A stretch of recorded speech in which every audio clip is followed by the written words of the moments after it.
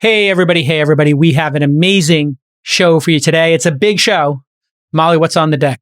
It is a thick boy of a show. First up, we're going to break down the reactions from big tech companies to the Russia-Ukraine situation, because there is not a person or a company or a financial institution who is not being drawn into this. And so we're going to break it down from our perspective in the tech industry. We're also going to talk about a startup of the day, because we all need a little escapism. Innovating in mobile games. Amazing. And the companies that we're going to talk about, I mean, it's Coinbase, it's Netflix, it's Apple, it's Google, it's Facebook. Everybody is being drawn into the Ukraine conflict, and everybody has a role to play in this. So it's a very serious talk, and it's an expansive talk, and I think it's an important one. So I really hope you listen to it. But after we get through with that discussion and about an hour of news, we have another amazing interview. Joel Greenblatt is back on the program. A year ago, he came on to talk about his book and a range of topics. This is one of the great investors in history, and he is well-versed, like many investors are, on the global situation, startups, the economy, taxes. We have a wide-ranging discussion with this legendary investor in his second appearance, and I booked him for 6 months from now. He is getting into the rotation, Molly. It's going to be a great show. Stick with us.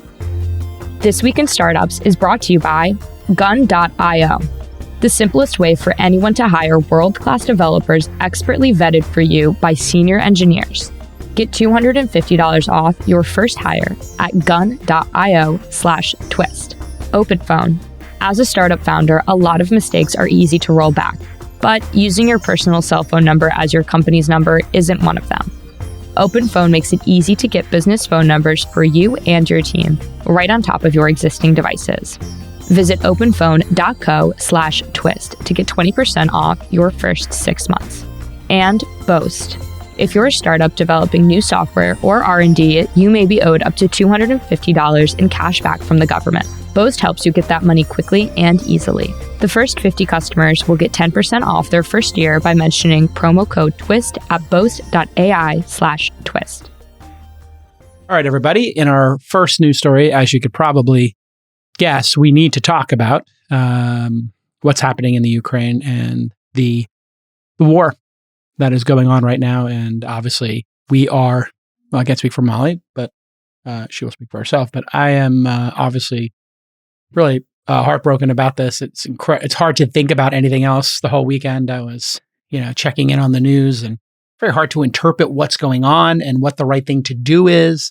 How are you feeling about all this, Molly? Yeah, same. I mean, it is 100% all I can think about. And I've been on Twitter all day, every day. Way too much, arguably, because I don't know about you, but I get into this weird state of mind, like when you're reading a really immersive book or a movie, if I'm following this one reporter, Ilya Ponomarenko, who is a defense reporter with the Kyiv Independent. I mean, this guy should get a Pulitzer for his Twitter feed. It's unbelievable. In your imagination, you start to feel like you're there, and then you sort of pull back to the real world, and it's super disorienting. And it's also just so anachronistic, feeling like we forgot that people still just shoot each other in wars and blow each other up. And it just keeps getting more and more inhumane. And it's just hard to sit here and know what to do. Yeah. We live in this time where we have a great amount of distance between horrible things happening in the world. Mm-hmm. We see microcosms of violence, but this wholesale violence that humanity does experience, it's becoming more shocking. And in a way, that's a good thing, I think. And the fact that a lot of this stuff is being shared on Twitter and TikTok and other places, in one way, it's dystopian, and it's shocking, and it's hard to reconcile that you're flipping through Twitter and TikTok and having a conversation about, I don't know, whatever show you're watching on Netflix or something happening in your business. And then there's Molotov cocktails going off or people being run over in cars. So it does have this very dystopian feel to it. But then I was trying to think about the positive of it. And I don't know that any dictators anticipated that rolling into another country would result in 1 billion people or 2 billion people, whatever it is on social that's consuming this now, and what their reactions to it would be. Mm-hmm. And the overwhelming reaction now is 2 billion people saying war is bad. Mm-hmm. Like, to quote Aldous Snow in Get Him to the Greek, there's like this crazy moment where he's doing a music video and he writes on the screen, war is bad. And you're just like, oh my God, this person is a simpleton and, virtue signaling. But that's how we all feel. Yeah. And that's what everybody's communicating. So it feels, and reality is different than feeling in Twitter and TikTok and media coverage and 24-hour coverage. But I do think that this global phenomenon of people saying, hey, this isn't right. Mm-hmm. Why is this happening? And we don't want this. We don't need this. There's got to be a better solution.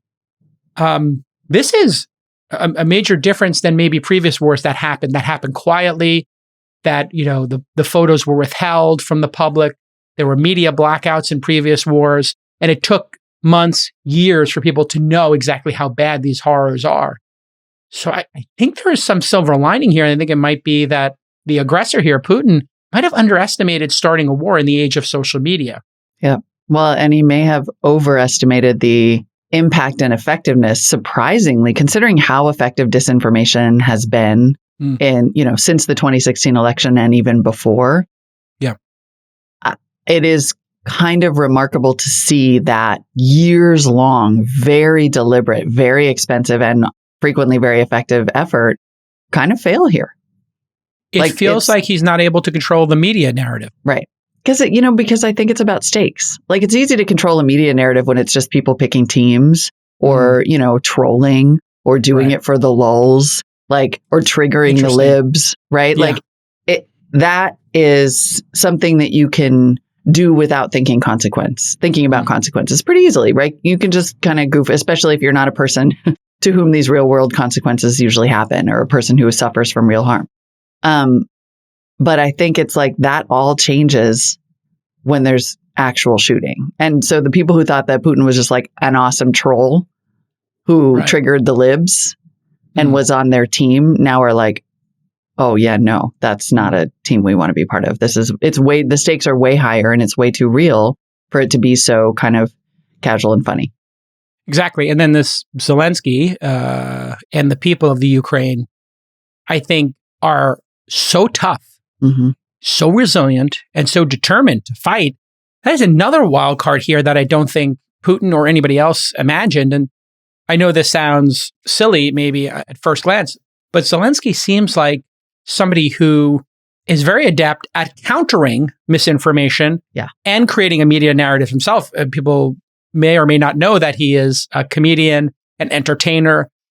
I'm not saying he's making jokes now, but he seems very effective at communicating in this new medium and, building a consensus. And he said, listen, I don't need to be evacuated. I need ammunition. Mm-hmm. And you hear that line, and it's going to be written in history, this level of bravery. And they are winning the hearts and minds of the rest of humanity. And I think it's emboldening people to say, hey, Russia is the aggressor here. There is no valid excuse for this. There is no way to explain this away, and it has to stop. Yeah. And we don't want to escalate a war. I understand that. And this is not a program about politics, but I do think we have to touch on, I think, two things that are very much in our wheelhouse is the communications through social media and then the sanctions. So I think we talked a little bit about the communications here. It's pretty awesome to see the entire world just demolish anybody who's pro Putin or pro war. It's almost like it's an untenable position to be pro this action by And Putin. I do want to go back to Zelensky and his skill with social media. I think that should not be underestimated. I mean, you had the official Ukraine Twitter account saying, tag Russia and tell them what you think about this and send us Bitcoin. You have Zelensky making these posts on social media. And I don't think we should ignore the fact that he's young, right? He is in kind of the age range to understand the power of this. And frankly, probably to have watched all of the propaganda efforts that Russia has undergone over the years. I mean, look, this is a country, all the way back to the Soviet Union and certainly now, this is a one industry country, and it's spying, right? It's the KGB, and oil and gas props it up, and they are just masters at this. And so if you're the country right next door, and a lot of you, used to be part of the Soviet Union, for example, you watch these techniques, and Zelensky, in addition to showing incredible physical, personal bravery and great leadership, is awesome at social media. And we shouldn't discount the power of that at all. It's huge. No. I mean, and I don't know if you saw, they were asking for internet connectivity. They asked SpaceX for Starlink. And then all of a sudden, a bunch of Starlink satellites showed up, or a satellite receivers showed up. Like, this is, in some ways, Putin has been neutralized, as you pointed out. Like, his greatest strength was his ability to manipulate media, and he's impotent. Yeah. You know, and you know, he was supposed to be like the aggressive, sadistic, crazy Russian hand-to-hand combat, you know, foot soldiers were going to be able to come in here and just terrorize everybody. And then you're watching, you know, women on the border making Molotov cocktails. And then I don't know if you saw the viral video of just a woman lighting a Molotov cocktail in a car as they drive by a tank, and she just throws it right there. I'm like, whoa. It's unbelievable. It's unbelievable. And so that morale busting on social media, you know, like using these videos and memes to just humiliate Russians and show pictures of burned out tanks. And I mean, the information war is as much, well, it is not as much. It's a huge part of this. There's a horrific loss of life happening. And I don't want to, like, you know, but information is always key, right? And what we're seeing here is that you're not wrong. Propaganda is always key. And this is photos huge. Of what happened during the Holocaust, or photos of what happened in Vietnam are what changed sentiment and then changed the direction of the war. So it is not actually underestimating. I think, you know, people fighting in the streets and dying is obviously a bigger human tragedy. But in terms of effectiveness of what ends a war, it probably is correct that an image would be more persuasive. A video could be more persuasive in swaying the world and then creating a bunch of change or demands for change than, you know, just hand-to-hand combat or Molotov cocktails versus, you know, machine guns. Like, those things are going to have, you know, an impact in the theater of war. But one image, one statement, one tweet, one viral video could change just the way the entire populace of the world views this conflict. I think that's actually what's happened. Yeah. It really is. So I don't think it's underestimating at all. I think you're correct. Well, an image can change everybody's consciousness. Hiring software engineers takes a long time. It can take months in many cases. I see this in all the companies that I invest in. They have some blocker. What's the blocker? We need more engineers. So Gun.io is going to change that for you. Yes, they're a software developer hiring platform, and here's what makes them so different. Their candidates are expertly vetted, then matched to your company by a team of senior engineers, not by an algorithm, not by a recruiter, and not by happenstance, which is how a lot of this goes down. Gun.io developers have 8+ years of experience building products, and they're used to working directly with founders and executive teams, like startups, right? Fast growth ones. They can get your candidates as quickly as 48 hours, and the average time to hire is only 2 weeks. 90% of the candidates are US-based, and they have a network of vetted international candidates too, so if you're looking to hire from another market, they have you covered. There are 2 ways to use Gun.io. One, you can work with a freelancer and enjoy Gun.io's ongoing support services. They'll handle the billing and swap out talent for free at any time. Or you can hire a remote developer directly from the Gun.io network for half of a typical recruiter's fee. So here's your call to action. It's going to be really easy for you. Gun.io is the easiest way for startups to find and hire world-class developers. And you're going to get $250 off your first hire at gun.io/twist.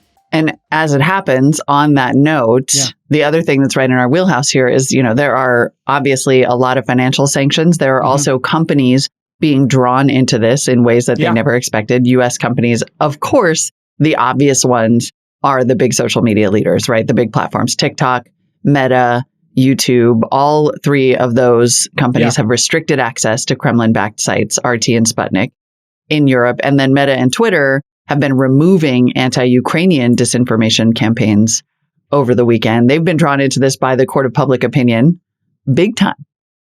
So these aren't our government sanctioning them and telling them you have to turn this off. This is them proactively saying, we're a platform.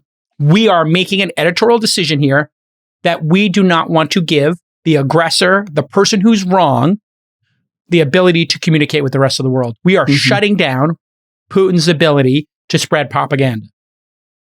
So they're picking a side. Yep. And I think that's the right thing to do here. It's a no-brainer to not let this propaganda out. And so I think kudos to YouTube, Facebook, and TikTok. I'm not going to call it Meta. That's just silly, but no.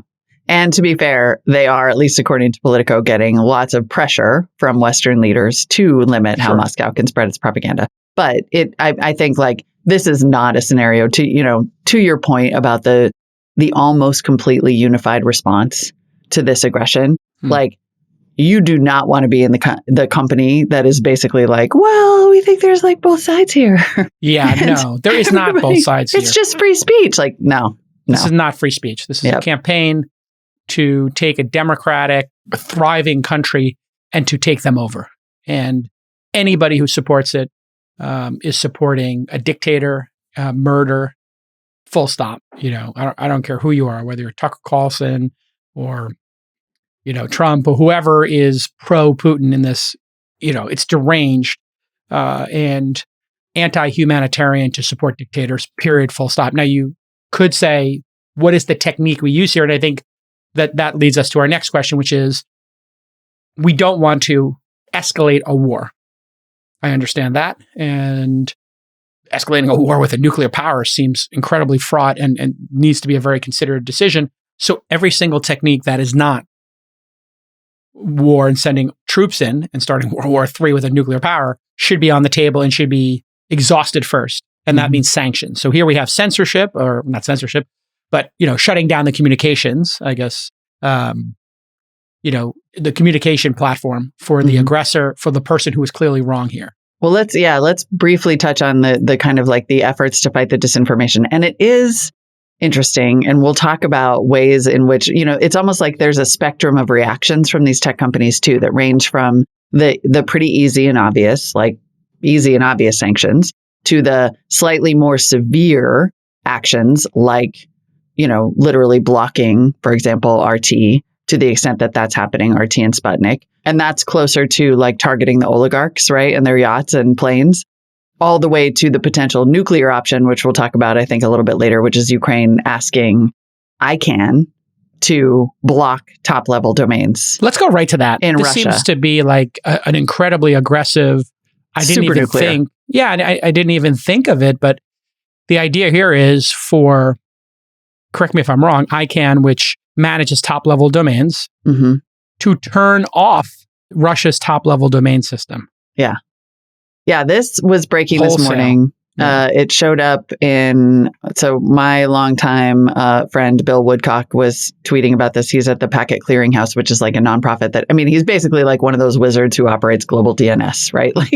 And so he's one of the few people I think who really can completely explain what Ukraine is asking for. They sent this urgent request to ICANN, the Internet Corporation for Assigned Names and Numbers, which, as you know, is like based in the United States and has a relationship with the Department of Commerce, although it is a nonprofit itself. The request was, like you said, Jason, revoke permanently or temporarily the domains .ru, .po, or whatever that O is in Cyrillic, and .su.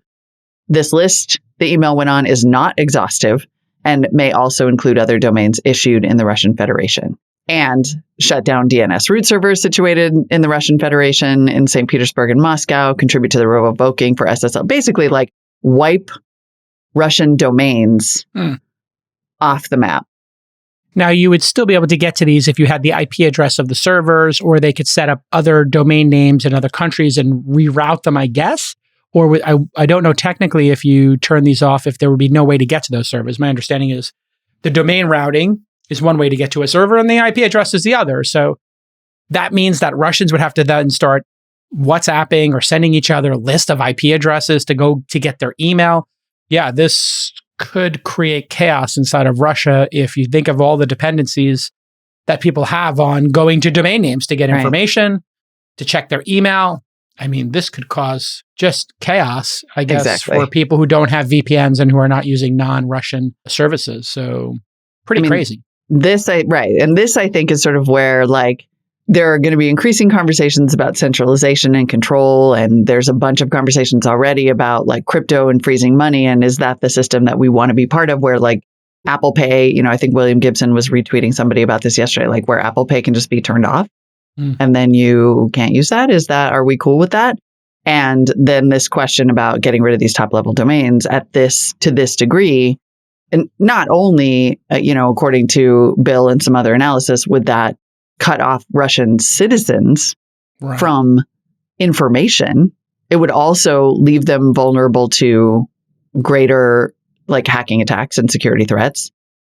And in the long term gives ICANN, which is tiny, the ability to arbitrate international conflicts. And that is that's nuclear, right? That is nuclear escalation. And of course, Ukraine is asking for that, but also, it does seem like the second order effects here, and the downstream third order effects, like how does this happen in the future? So somebody disagrees with, I don't know, the treatment of the Uyghurs in China. Or we're going to turn the United States for whatever, you know? So this to me seems like again, we're using the term nuclear here. And, it's fraught with confusion because of the nuclear, the stakes of nuclear weapons. But this could be a crazy moment in time to think that during a conflict, all the websites went down that people are dependent on. And this does, I think, give the crypto crowd, the decentralization crowd, another checkbox of, hey, this is why we exist, is because these edge cases could happen. Listen, lots of founders are loosey-goosey with their personal phone numbers. We know that. They put it in company documents. They use it for sales calls. They use it for everything, including all their personal usage. And that makes things messy because you won't know who's calling you, a sales prospect or somebody from your kid's school or a spam call. Well, OpenPhone helps you create business phone numbers for you and your team. And it works through an app on your smartphone or desktop. So it's super easy. There's no need to carry two phones like back in the day. Just pick a number, install the app, and you're done. And here's a bunch of features we love. You know how you can create a shared email for customer support? Well, now you can have a shared phone number with multiple employees fielding calls and texts. Like if you had a VIP support line or you wanted a salesperson to actually pick up, you can do that whole round robin thing. So here's your call to action. OpenPhone is already super affordable. OpenPhone is already super affordable at as low as $10 per month per user. But Twist listeners can get an extra 20% off any plan for your first 6 months by signing up at openphone.co/twist. Remember, that's .co. openphone.co/twist. And you can have your existing numbers ported over from another service. No problem. They'll do that for free. Just head to openphone.co/twist today. And I think that's a perfect segue into, should crypto be turned off? And should the centralized crypto platforms like Coinbase, Binance, other folks, should they be allowing crypto trading to occur if assets are also being frozen vis-a-vis payment systems and international SWIFT and other things? What's happening with those areas? People, they have not been ordered to stop. The Ukraine requests things, right? But Ukrainian we have not leadership said no. And I don't even know if Coinbase apparently said no so far. So Ukrainian leadership did ask crypto exchanges to freeze the accounts of all people in Russia and Belarus. And again, I mean, you're talking about citizens in Russia who frankly are only just finding out, if they're finding out at all, the extent to which this is an act of pure naked aggression and war crimes against Ukraine. A lot of them think it's, they've been told it's a peacekeeping mission. Obviously, that fiction is starting to fall apart in Russia. We're to white supremacists and Nazis. Right. Really? But it's that's what you're doing. So, this is asking crypto exchanges to freeze the accounts of all of these people, all of these citizens. A spokesperson for Coinbase told Vice's Motherboard that they will not comply with Ukraine's request. Coinbase cited economic freedom and the harm that a ban would bring to average Russians as to why they will not comply. But Coinbase did say that it's complying with existing sanctions, and so did Binance. Right.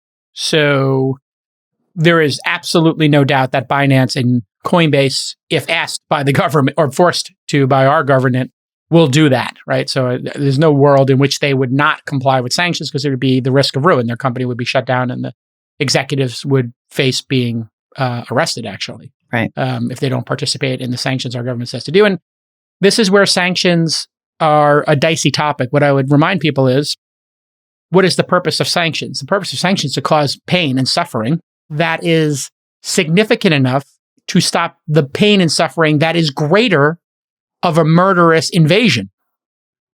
If it was not painful, it would not be a sanction, right? And so in order for us to put pressure on the government, we do need to put pressure on the citizens of the country. I think it's the point of some of these sanctions when the suffering of Russia collectively, whether it's the oligarchs or sadly, citizens, becomes great and they start to suffer, revolutions occur or potentially could occur and change can occur. So instead of sending troops to kill Russian men who are invading the Ukraine, I think the point of these sanctions is to create suffering that is economic or inconveniences that are economic or just inconvenient. You can't get your news, you can't get your email. So that people say, what is going on here? And they pick up the phone or they do email or they get a VPN and they start looking at Western media. And I think Russians have pretty, somebody can correct me if I'm wrong here on the live stream, youtube.com/thisweekend. You're listening to these in all likelihood on the podcast, but we have a live audience that listens to us, hash these things out, and sometimes they'll give us some information. As much information is censored in Russia, people generally there have access to VPNs, and the populace generally has ways to get to the New York Times or CNN or any of this information on social media. It's very different than, let's say, China, where they really do have a great firewall, and even there, people do have VPNs on the margin. This is a jump ball, but we do have to put pressure on the populace there to promote this change, to get Russia to leave, so that Putin has to face his own citizens who are like, why can't we get our money? Why can't we get our crypto? Why can't we read the news? Why can't I check my email? Why can't I pay my phone bill or whatever else Russians are using the internet for? Yeah. The will of the people really does matter. It really does, right? Like there's no such thing as targeted sanctions. I think a lot of people want there to be the perfect response. And there is not a perfect response to a madman with nukes invading a country. There just isn't. There's all the things that we want to happen. It's kind of like how we all just wish that COVID didn't exist. And so we're mad. We wish that this weren't happening and we're mad. And there isn't some, perfect solution that's going to spare everyone. There isn't. Russian citizens are going to suffer from these sanctions. They may even not just be able to, not get money out of the ATM. They might be hungry, right? Like sanctions are bad. They're not as bad as nuclear war. And raising that awareness in a country, like we can't overstate how dangerous it is that people in Russia are protesting this. They're literally putting themselves at risk for torture, rape, murder, their families being tortured, raped, murdered, put in jail for a decade or two. Just to say we have to stop this war. I mean, these people are brave. The people at St. Petersburg protesting against Putin are taking their lives in their hands for another country. There was a just climate stunning. minister, like a high-level minister inside the government at a climate convention where they released this new IPCC report yesterday, the day before, and they were talking about it, and they were talking about how the roots of, the invasion of Ukraine and the climate crisis are effectively the same. It's fossil fuels. It's fossil fuel dependence. And a high-level Russian minister apologized to the members of the UN who were discussing this report and said, those of us in the government who failed to prevent this, we're sorry. And now the Ukrainian climate minister is saying, I'm just praying that he's okay because he had to go back to Russia and we don't know what's going to happen. So yes, is there a chance that sanctions will backfire and Russian citizens will blame the US instead of Putin? Sure, there's a chance. But we have to try to understand that that's the goal, is to lose the will of the people. And it's not like Putin himself is going to listen. It's more like the people around him or the oligarchs will have had enough at some point. There's an argument that anybody with a Russian passport, if you really want to take this to the conclusion, if we really think there's a chance that Russia will continue this excursion, this adventure, as Putin, kind of frames it, to other countries, like that is not an unrealistic concept to think about. And, then you're starting to think, well, anybody with a Russian passport is going to just have to be denied going anywhere in the world. And these oligarchs are, they love to go gallivanting around the world. And if their planes get grounded and they're sent back on a commercial flight and their yachts are impounded, and you say, you know what, you're just not welcome here. And there were all of these stories coming out about people, one person sinking a yacht or something. Who knows what's true? And I think we have to be careful as to figuring out what's true. There's images that are from 5 years ago that are trending now. So But there's a lot of popular Russian social media stars are coming out publicly against this. Russia's most popular rapper, I'm reading, Oxymiron, put an angry video message out, according to France 24, on his social media account, declaring he was against, quote, this war that Russia is unleashing against the Ukraine. So the cracks are there. If you're a startup developing new software or investing in R&D, you may be owed up to $250,000 in cash back from the government. But the R&D tax credit program is very complicated. It requires a bunch of technical and financial justifications for the IRS, and that's where Boast can help you. Boast is a platform that helps startups get cash back from the government. They integrate with over 60 different software providers, which automates document gathering. This helps Boast deliver the fastest IRS-compliant R&D tax credit claim in the industry. This helps Boast deliver the fastest IRS-compliant R&D tax claim in the industry. Companies like Bevy Labs and Dooley have recovered hundreds of thousands of dollars with Boast over the past few years. So what's the cost? Well, Boast only makes money once you've gotten your cash back. If you don't get paid, they don't get paid either. If you do, they take a modest percentage, between 10 and 20%, depending on your volume. So the upside is free money from the IRS. Sounds pretty good to me. And the downside is no risk. So here's your call to action. The deadline to claim is approaching fast, so contact Boast today. The first 50 customer signups will get 10% off their first year of filing. Just mention the promo code TWIST at boast.ai/twist. That's boast.ai/twist. Yeah. One thing I think is worth discussing is some leadership from Netflix here. Yep. And I think I'd like to see some increased leadership from Apple in this regard. Can you explain to the audience what Netflix's decision was? Because Absolutely. this is the end of Netflix in Russia. This was a nail biter too, if I'm being honest. Like it was an at the last nanosecond show of leadership from Netflix, which was that the company announced yesterday, Monday, that it will not add Russian broadcasters to its service in Russia. It was Netflix was about to be forced as of today, March 1st, to air something like 20 Russian channels that are all propaganda. And literally up until yesterday, Netflix had been saying, what? Don't know what you're talking about. And speaking to the power of that international pressure, Netflix now said, we're not going to add these channels to our service, which will almost certainly result in Netflix being effectively banned from Russia. That could be the end of its Russian business. Oh, and it's going to be banned 100%. Yeah. They just gave up that market. They just gave up the market. I mean, Reed Hastings and to the team at Netflix, well done. Mm-hmm. Here's the thing about being successful in life, dare I say, having FU money, Reed Hastings, is that you get to say FU. That is the goal, is to be so powerful that you can stand on principles and you can say, I don't need the money from Russia. Russia, needs Netflix. Russia needs the West. Russia needs to have these business relationships. Kudos to Reed Hastings for saying, you know what? Screw it. I'm not participating. We're out. And we'll give up that market. We'll give up the whole region. Who cares? And I think that's the right decision. I think it's the decision the NBA should come to and Hollywood should come to with China. Yep. At a certain point, you have to, if you have the FU money, say FU. And that is what Reed Hastings did. He says FU to Putin and FU to war. And we're done here. So the question is, will Apple do the same? And Apple has bigger stakes, I think. Tim Cook tweeted that he was deeply concerned. I'm deeply concerned with the situation in Ukraine. This is on February 24th. We're doing all we can for our teams there, and we'll be supporting local humanitarian efforts. I am thinking of the people who are right now in harm's way and joining those calling for peace. And I quote tweeted him. Quote tweet is the most undervalued part of Twitter. That's when you know, like, forget about ratioing. I always just look at how many quote tweets are there, and I go right to quote tweets. That's where the action is. Quote retweets. That's where the action is. If you care deeply, Tim Cook, perhaps you could start by having Apple stop supporting authoritarians with your devices, or just stop selling iPhones in Russia until they leave the Ukraine. And I don't know, actually, somebody can fact check me, are there Apple stores in Russia?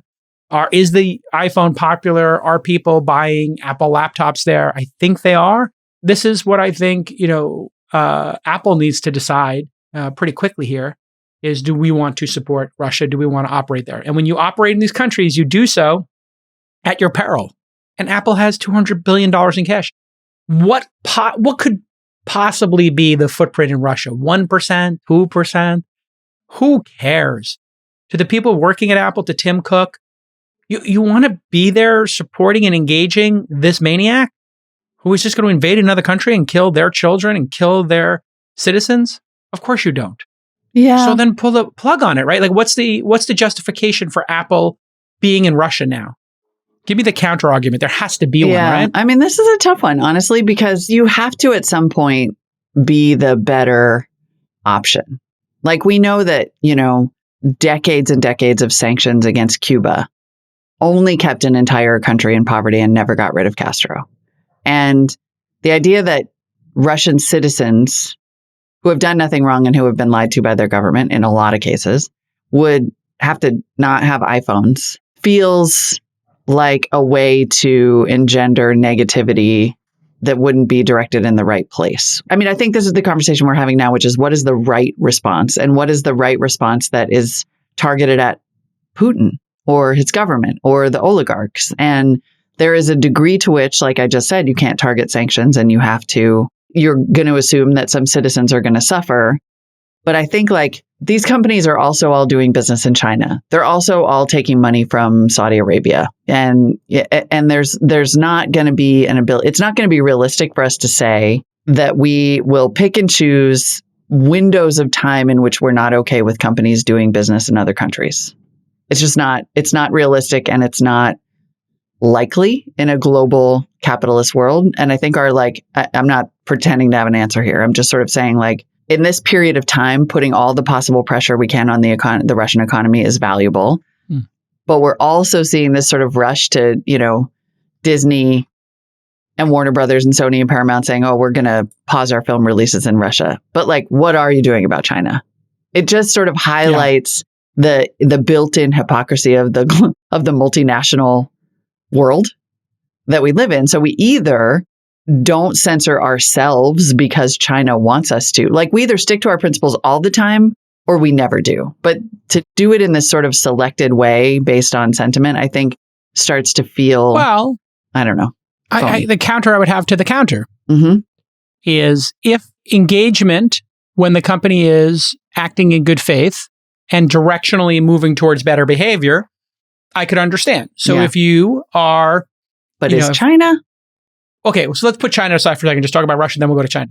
Okay. So if Russia isn't doing these excursions up until now, and it feels like Russian relations are getting better, and, Apple sells computers there, or Netflix decides to start up their service there, maybe that's a fine thing to have occur. And then removing those things when they behave badly, you're now sinking engagement and retreating from the market to behavior. Yeah. Which would change behavior, you would think, or could potentially change behavior. So I think the decades of engagement in China were correlated with the country engaging the West, human rights and worker conditions getting better. Like Apple has a very strong argument to say, listen, we are in those factories. We are demanding in our factories in China certain labor conditions. And we all heard about the suicides and the work hours and the work conditions in factories in China. And we also heard Apple saying, hey, we got people on the ground and we're changing those conditions. So there's an argument that when things are going well, to engage. And there's an argument when the countries start behaving badly to then remove the reward, right? So it's carrots and sticks. Yeah, that's fair. There's no perfect answer. I think I like what you said before, Molly, which was, to paraphrase, we're making the best of bad choices. Yeah. These are all choices we don't want to make. These are choices being forced on the West, forced on NATO, forced on France, forced on Germany, forced on the American public, forced on the citizens of the Ukraine by an evil dictator. Period, full stop. Nobody wants to be making Molotov cocktails in their basement and throwing them from SUVs at tanks. And nobody in the West wants to have to shut down Netflix and have all their employees leave and remove that engagement. And, if you look, iOS had 23% market share in Russia. So they're 1 out of 4 phones over there. 95 million smartphone users in Russia in 2021. Apple has about 25%. So 23 million iPhones over there. If all of a sudden Apple says, you know what, we're not selling iPhones there, we're turning off iPhones there. Apple could just say on a hardware level, we're going to just turn off iPhones. Yeah. We're going to brick. I mean, you want to get aggressive. Message. Like first there's a pop-up. Yeah. Right? First there's a pop-up that's like Russia's engaging in an illegal, illegal war crimes in Ukraine. We at Apple cannot support that. Your phone will be inoperative until further notice. Or in 48 hours. Download your photos. Back up your contacts because we're turning your phone off. All Apple phones will be turned off in 40 hours. That's aggressive. Wow. I didn't even consider that. But that's the technique that Uber used and Lyft used when in New York, they said they were going to cap the number of Ubers and Lyfts. They said, hey, email the mayor. Here's his phone number and here's his email address. Let them know. Yeah. And so, the question is, will Tim Cook and the team at Apple take the same level of seriousness with this? Not just hearts and minds and prayers. Oh my, seriously, we feel terrible. Do what Reed Hastings did, Google, which is just say, looking at you, 76% Android market share. Yeah, and the thing with Android is it's open source. They don't have the ability to brick every phone. Yeah, but there are other things that they could turn off. They could just say any IP address in Russia can no longer use Google Maps. That's a good starting point. Yeah. Turn off Google Maps. Then turn off Gmail. Again, but they're using Google Maps to track the convoys, and Google Maps did turn off. I didn't say in the Ukraine. I said in Russia. Yeah, in Russia. Fair. In Russia, yeah. I mean, there's an argument to support Ukraine and give them more resources while turning off and causing pain in Russia. I mean, that's the idea of sanctions, to cause pain. So I don't want to belabor the point here. Well, but you raise a really good point, which is like these are the tools that tech companies have, and yes. These are the tools that you have to consider employing when something rises to such an appalling level. When it's, and in no way do I mean to minimize the human rights abuses that are happening in China.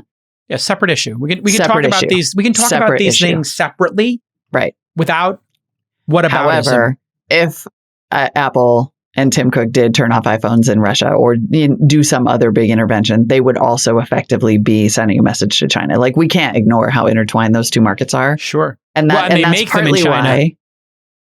Well, they make them in China too. Yeah. But that's partly why I think it's almost like, again, to go back to the kind of IRL corollary about like, if there's Western intervention on the ground in Ukraine, then you potentially trigger a nuclear option. If there is, these tech companies are trying to walk their lines as well, without essentially cutting themselves off from all of, the Asian continent.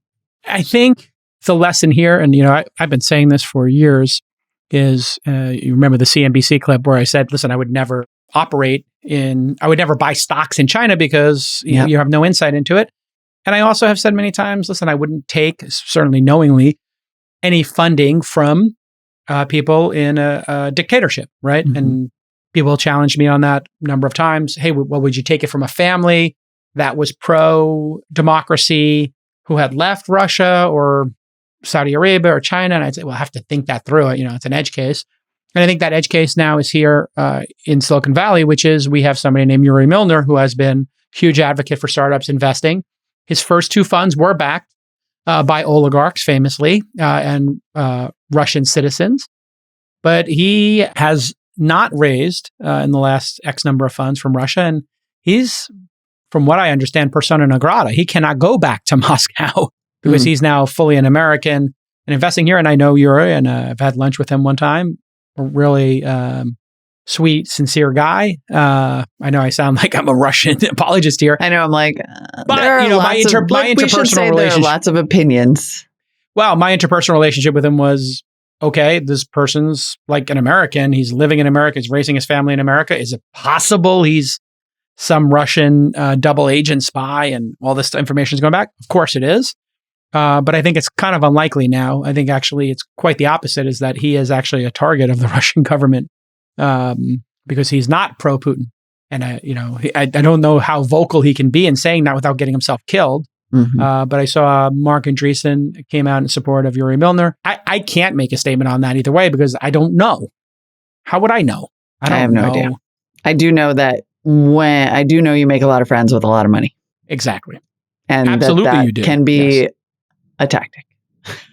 Could absolutely be a long game. Like, right. But this is like, I mean, this gets to even what you just said about every Russian with a passport, right? Like the blanket approach is hard for these exact reasons. Maybe this guy is, his parents still live in Moscow. Maybe he is the, part of the kind of like fifth column operation funding all these social platforms that are helping to, dismantle American democracy that some people on Twitter say he is. And maybe he is a really great guy who like left Russia and then got himself in trouble and tried to cut those ties.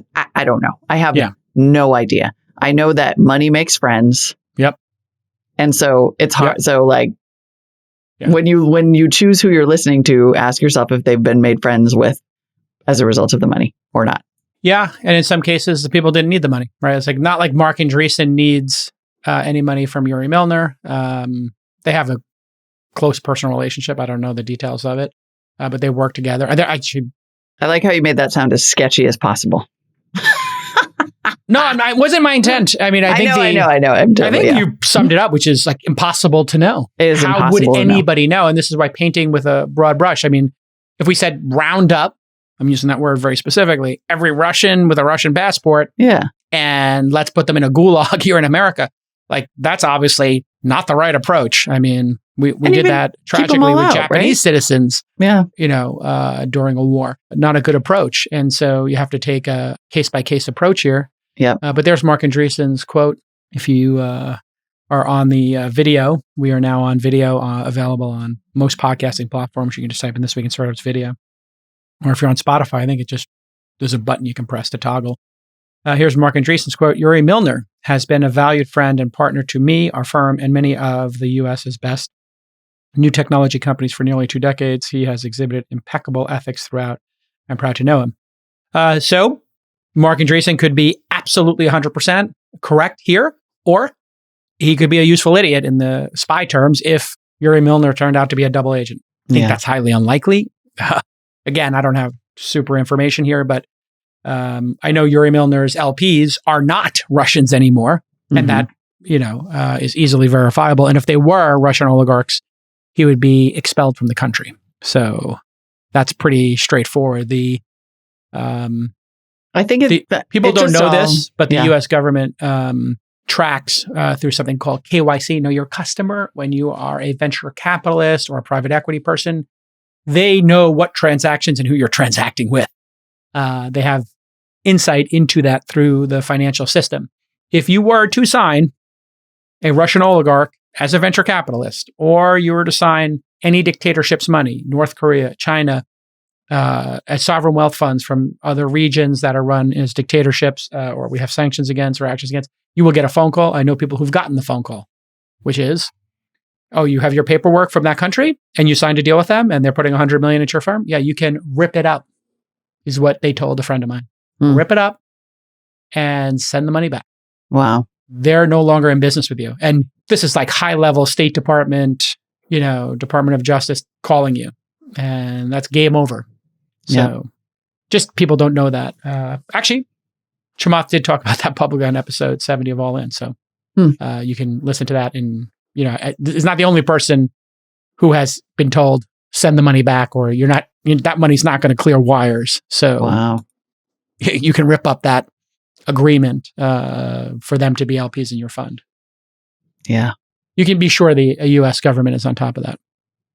All right. So complicated world. This is a super complicated. And, I don't know about you, Molly, but just having been around the block media-wise, I am very reticent to give specific advice, not knowing what is actually going on. What percentage of knowledge do we have as American citizens as to what's happening? 30%, 20%, some very small percentage. I feel like the best thing we could do, is sort of like, look, everybody's got a lot of opinions. It's just like with every other topic, everyone suddenly becomes an expert in this, that, or the other thing. The best thing we can do actually is probably not have the right. Like, we don't know. There are probably 30 to 50 people in the world who really understand the history, the politics, the economics, and the ripple effects of what is happening. Yeah. And I most certainly am not one of them. Yeah. And even those people, when you do hear them at a Stanford lecture or Hoover Institute or whatever institute or think tank, when they come out and they get asked, whether it's on Meet the Press or, by the New York Times or Washington Post, and they say, what is Putin thinking? They're like, good question. Yeah. We don't know. Would love to know. And we can't be guided by the way he acted in the past, because he's not acting the way he used to act in the past. Like, no one knows. No one is inside that guy's head.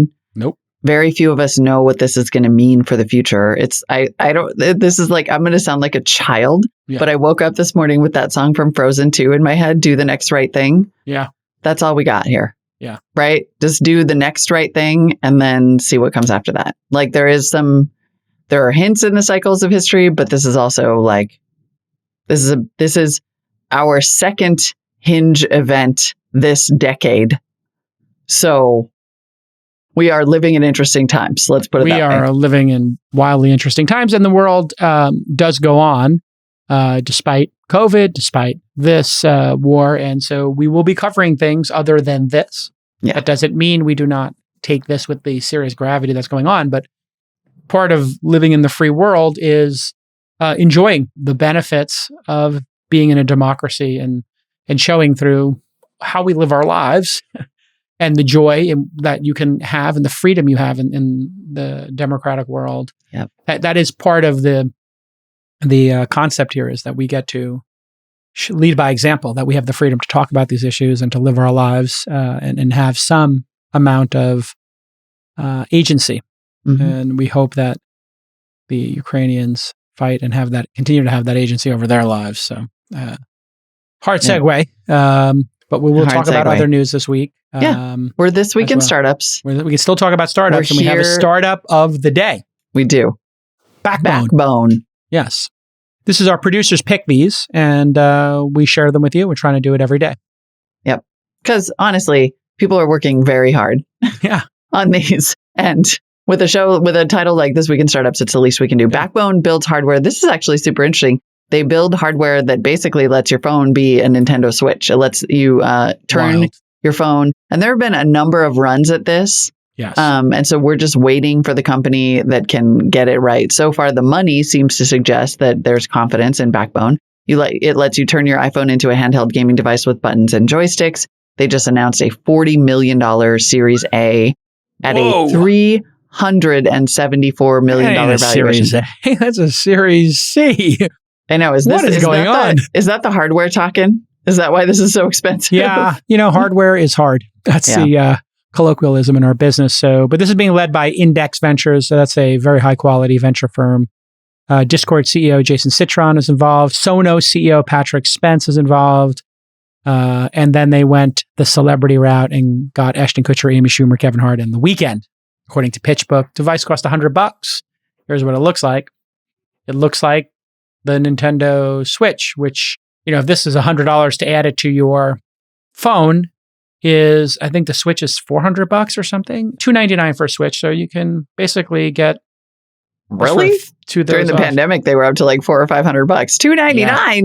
I think I found one for like $350. Try buying a Corvette. I really wanted to buy the new Corvette, but I just can't get my heart around buying a gas car. I'm really sorry, but I have a Corvette fetish. Yeah. And I want to buy some old Corvettes, and I was going to transfer them to be EVs or something like that. That was another pipe dream I had. Too hard and too expensive to do. So it is kind of absurdly expensive. But didn't GM announce a kit? I'm interested in this too, because a friend is trying to sell me her dad's Porsche Boxster, 1998. Yeah. No, and I'm like, well, that would be a ton of fun. And it would be such a great little project to try to convert that to electric. Too hard right now. There needs to be somebody who will do it for $50,000 flat rate. Doesn't matter what car you bring. But there was somebody who was doing. Company, call me, because there's a company that I would consider investing in. Actually, if there was somebody who had a credible way to make a conversion that was $50,000, had a 30% margin or something like that. So every time they did a car, they made $15,000. And they could take shells of cars, so the engine blows, and they could just rip the stuff out. But I just don't know if it's actually possible. And it's totally possible. You can buy possible at that price and that margin. Oh, at that price. The kits are not the limiting factor. I mean, I think you can get like an EV conversion kit if you're a super gearhead and do it at home for like $6,000 to $12,000. Really? I thought the battery would be 6 to 12 grand. So, Mm-hmm. But I do like the idea of doing this with, because a lot of times when you find, what they call a barn find in the business, you find some car in a barn, it's in perfect condition, except the engine needs, and the tranny and everything needs to be redone. Mm-hmm. This would be a wonderful, wonderful thing to do. I also saw the DeLorean is going to come back as an electric car. I looked at the DeLorean assets and was considering maybe making a run at them at some point because I love DeLoreans. Really? Yeah, they're going to do the IP was available. run. Somebody emailed me like, hey, any interest in the IP of DeLorean? And then this person in Texas has all the car parts. They want to liquidate them or something. So it turns out when that company, that brand is like kind of like Atari, I think. It's like people keep buying this classic, loved, iconic brand, but they can't seem to nail it. So DeLorean is going to come out with an EV. They're getting a ton of attention for this. It's pretty amazing. Yeah. Super limited. This is your chance. You should get one of those. I always loved the DeLorean. It's like super impractical and it's awesome. Doesn't it have the gull wing? It's got the gull wing doors. It's got the gull wing doors. Yeah. It's like the Falcon doors on the Model X. I think the problem with these cars is like you're buying yourself a bunch of headaches. Like it's hard enough. Life is so hard already. Like I don't know if I have enough passion. Life is, I know, totally. Zelectric does I'm just trying to get out on the ski slope for 2 hours, just get a couple runs in. I'm trying to get the podcast out on time, invest in a couple companies, raise 3 daughters, deal with a bulldog puppy and a dying bulldog who's 15 years old. I got a lot on my plate. It's a lot, man. I can't be under a car changing the suspension. No, definitely not. There are people who have they just hire somebody to be their full-time car person and then they get a barn or like a warehouse and they just put all their collectible cars in that. I could see myself doing that for the last 10 years of my life is just geeking out to cars in a garage somewhere. Yeah. But anyway, congratulations to Backbone. I think this could be successful. Yes. Sorry, back on track to Backbone. We all want the one that gets this right. And this is just such a no-brainer for kids. And then also for these big streaming platforms that keep saying they're going to get more into games. Netflix, certainly Amazon and Sony already in this game. Xbox, they've got these, they're going to potentially call them cross-functional game subscriptions. That would be awesome. If you could plug this into your phone and just immediately start playing your Xbox games. Like if I could go from Halo on the Xbox to Halo on the iPhone. Because now they may have the processing power to pull it off, I would think. I think they do have the processing power to pull off most of these games. And then the only question I have is, how do these things attach to the phone? Because Apple is pretty notorious for changing the size of their phones. And then, so right. I mean, you ever buy like a $30 or $40 case for your phone, you replace the phone and you're like, all right, I sold the phone back to Apple. I got a $200 credit. Now what do I do with the case? And the person's like, throw it in the garbage. And I'm like, can I just give it to the next person? And they're like, no, that's gross. And I'm like, ugh. Or even they're notorious for changing the connector itself and the pins inside the connector so that like an old Lightning cable won't work, even though a new one will, or like the Apple approved one won't, but the Amazon Basics won't. It's just a giant pain in the ass. So that is a really, really, really fair and important question about the hardware integration. It's universal sizing. I would just worry about Apple's some software upgrade coming out and being like, now the connection doesn't, how like sometimes it's like this accessory is not approved because Apple doesn't feel like it anymore. And just to be clear for people who are listening, not watching, this is supposed to be the backbone, like a spring, like you have for your iPhone or, phone cradle like in your car holder. Yeah, your car holder kind of has like a spring to resolve this problem of the phone size is changing. And so hopefully that works here, but it does also have the little dongle where it plugs into your Lightning connector. So the second Apple decides that we're going to go USB-C, which I think they're going to be forced to in the EU at some point. My Lord, we're going to all throw away all these Lightning connectors. God damn it. I know. They had better have a program where we can box those up and send them to them because no, they're not. Then they just throw it into they're going to throw it into a landfill. We're all going to think we're doing the right thing, and then they just throw it in a landfill. What I like is the little tiny dongle. So I always travel with these. I'm like dongle guy when I travel. I got like a little box of dongles, and one of the dongles I love most is this little dongle that goes on your Lightning connector and turns it into a USB-C. It's a little snappy poo. So you don't have to carry 2 cables or whatever. So I love all of those. I mean, USB-C to the USB 2, it's an easy one, on the side of your MacBook Pro, whatever. You can get an old school one, but I like the idea of the Lightning ones. Yeah, whatever it is, female Lightning to male USB-C. but I think Apple blocks those too. So when I buy these, I don't know if you've ever seen this, when you try to buy these things and you're on Amazon, you have to, you're not going to get them by Amazon Prime because I think Apple complains to them. So you got to use like the third party seller, or you have to buy it off of eBay or whatever. And then sometimes they work, sometimes they don't. The one I love, I don't know if you ever had the triple headed cable. Yeah, that's awesome. But they keep trying to, and they keep messing with it. Like they keep messing with it. I mean, I have now spent 23 years ranting about Apple's lack of universal standards compatibility. Apparently, I'm never, ever going to win this one. No. But I don't care, fanboys. I'll never not be mad about it. They're going to get... It's unconscionable from a freaking waste perspective. Standard, yeah. Unconscionable. Well, I think that's why the EU is putting the pressure to them to say, you got to change this. Sorry. But, and even if you don't go to USB-C, you need to allow your old lightning cables to work with it. You get this authorized reseller and creator crap. Like, that's got to stop. Such BS. I mean, this is why, like, when Tim Cook tweets, I always feel the need to dunk on him because I feel it's so insincere because there's so many layups where they could do the right thing and they don't. Yeah. They did the right thing with iPads and the MacBooks. You can plug your iPad. iPad uses USB-C and MacBooks. It's USB-C now? Oh, okay. And MacBooks use USB-C. Yeah. But then I just bought that new MacBook and it has the Lightning. It has the, what do you call that one? The MagSafe. They brought MagSafe back. Yep. Which I love. I love that. I love the fact that when I'm at a cafe, there were cafes, Molly, and we used to go to them and work with other people around, in the time before masks and they shut everything down. On purpose? Yeah, on purpose. Yeah. You just would, also, wow. Did you like my tweet to the group chat earlier today where I was like, people used to get in cars or take the subway and they would commute to a office and then they would trade labor for money. Yes, that was amazing. It was such a slow burn on my part too. I was like, what? How did they trade labor for money? Oh, we went to offices to work. Oh, yeah. I notice some cities are up to 40% people going back to offices. Like Austin. There's a lot of traffic. When I take my son to school, we pass by the San Francisco backup. And I know it's got the billboard that says the time. And it used to be, it was like for the entire pandemic, right? It would be like time to San Francisco downtown, 8 to 11 minutes. Now it's like 23 minutes. Today it was 36 minutes. Like people are going back to work in the city, no doubt.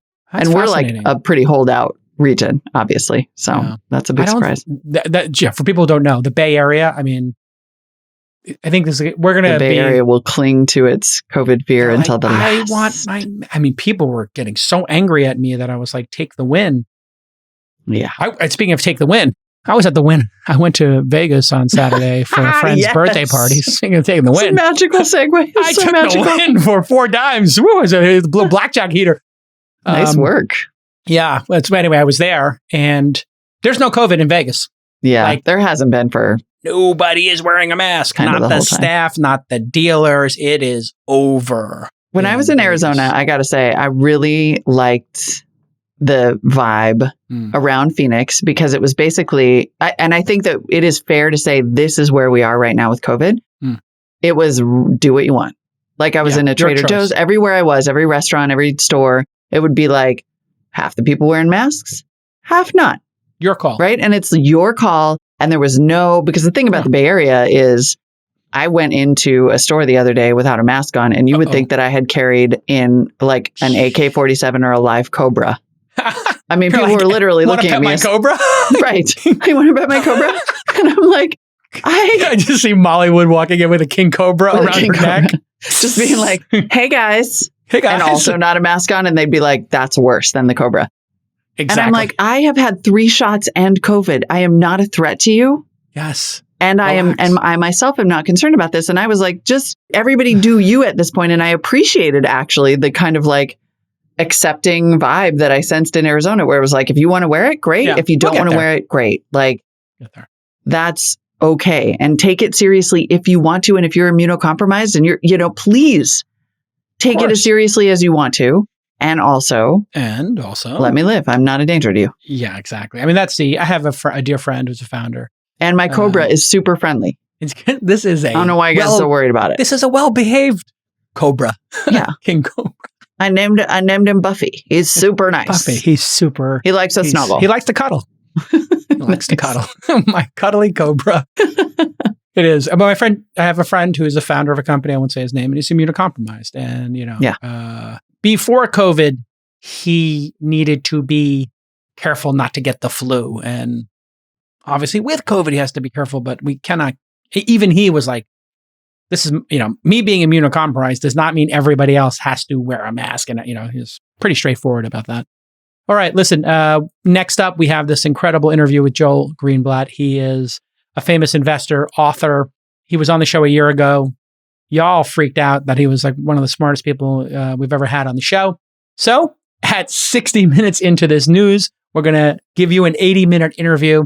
It's a long show today, over 2 hours, but this is how it's going to be now that we got Molly here, and Molly and I want to hang out. And when we don't hang out for 2 days, like I think we didn't do a show on Friday, we didn't do it on Monday, we're going to do a show because we want to talk, and we want to talk about the news and what's relevant to you. So consider this a double episode for you on a Tuesday. Lots of news and a great interview. You're going to love this Joel Greenblatt interview. And I did ask him to come back in 6 months because he can speak on a lot of subjects. Enjoy. All right, everybody. We had this guest on last year, and all of you freaked out and said, have this guy back on. He's so smart. He's quick. And you guys had a really great discussion. And so if you remember on episode 1159 last January, we had Joel Greenblatt on. He is the managing partner at Gotham Asset Management. And he's been investing for, 4 decades. He's a professor, teaches about this kind of stuff, and he writes books.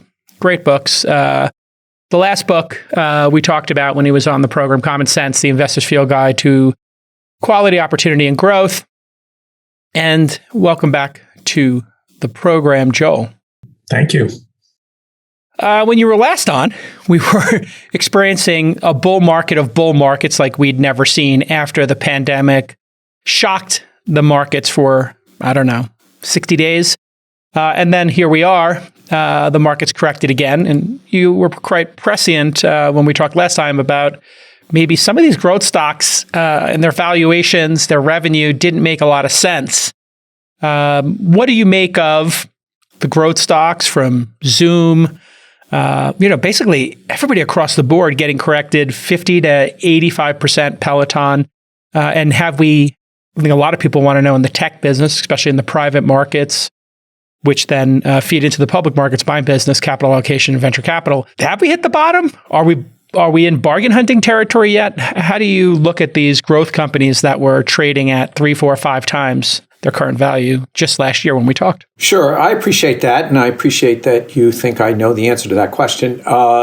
But, if you want to look at the major companies, the Amazons, the Googles, the Apples, I still think they're reasonably priced here. They've gotten a little cheaper. They haven't fallen the 80%, but they've started to fall, 10 or 20%.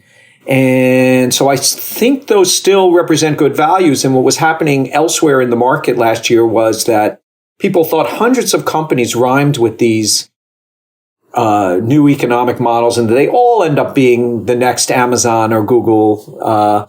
And that can't be. It's just not the way it works. But hundreds of these companies were getting credit as if they were going to be these franchises and ecosystems that we've never seen before. Meaning these are the best companies. Those major companies, the Amazons and Googles and Apples, are some of the best companies that you mentioned 4 decades that I've seen in 4 decades and possibly forever.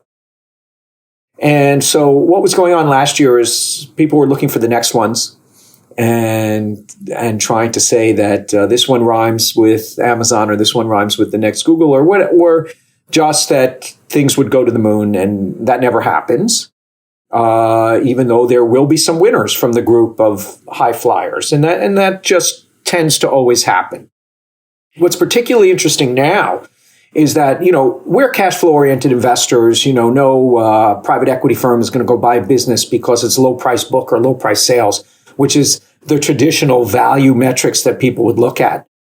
But we look at cash flows and real economic cash flows and what they're going to look like in a few years. And so we, follow this fund that we've been running, chosen from the Russell 1000, which are the 1,000 largest companies by market cap. And it owns about 750 of them. They're not equally weighted. They're skewed towards what we believe are the cheapest, meaning the highest cash flow generating businesses, with high returns on capital. But it's a very diversified portfolio. And we can track it over the last 30 years to see where that sits on a valuation basis relative to the last 30 years. That does not adjust for the fact that interest rates are, even though they're rising, are still way below the average of the last 30 years.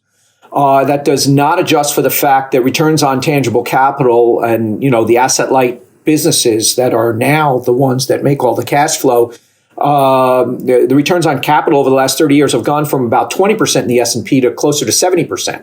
So it doesn't account for that adjustment. And if your money's more efficient, you have to reinvest less of your earnings back into the business to earn the same kind of growth rate, which means you get to keep more of your earnings, which means your earnings are worth more. We don't adjust for that. Okay. And so not even adjusting for that, the S&P is in right now over the last 30 years in the 13.5 percentile towards expensive. I mean, it's been cheaper 86.5% of the time. Forget the 0.5% part, but I'm just telling you what the stats were when I looked this morning. And expected returns, without making the adjustments for interest rates are lower, that returns our capital higher. But when we've been at this valuation in the past, 2-year forward returns for the S&P have been about 8 to 10%.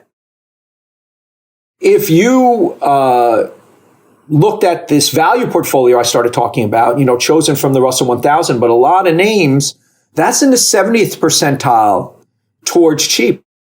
When it's been here in the past year forward, 2-year forward returns have been about 44%. So you can construct. So when you ask about the market in general, or someone asked me about the market, it's always a market of stocks. So when you asked me, I said, well, some of the major companies, the well-known companies are still reasonably priced, where these other high flyers from last year have come down and are more reasonable than they were, but it's hard to tell because clearly, they don't have the kind of franchises that the Amazons, Googles have, and some of them will eventually have really good franchises, but most will fall by the wayside, or at least not be nearly as good.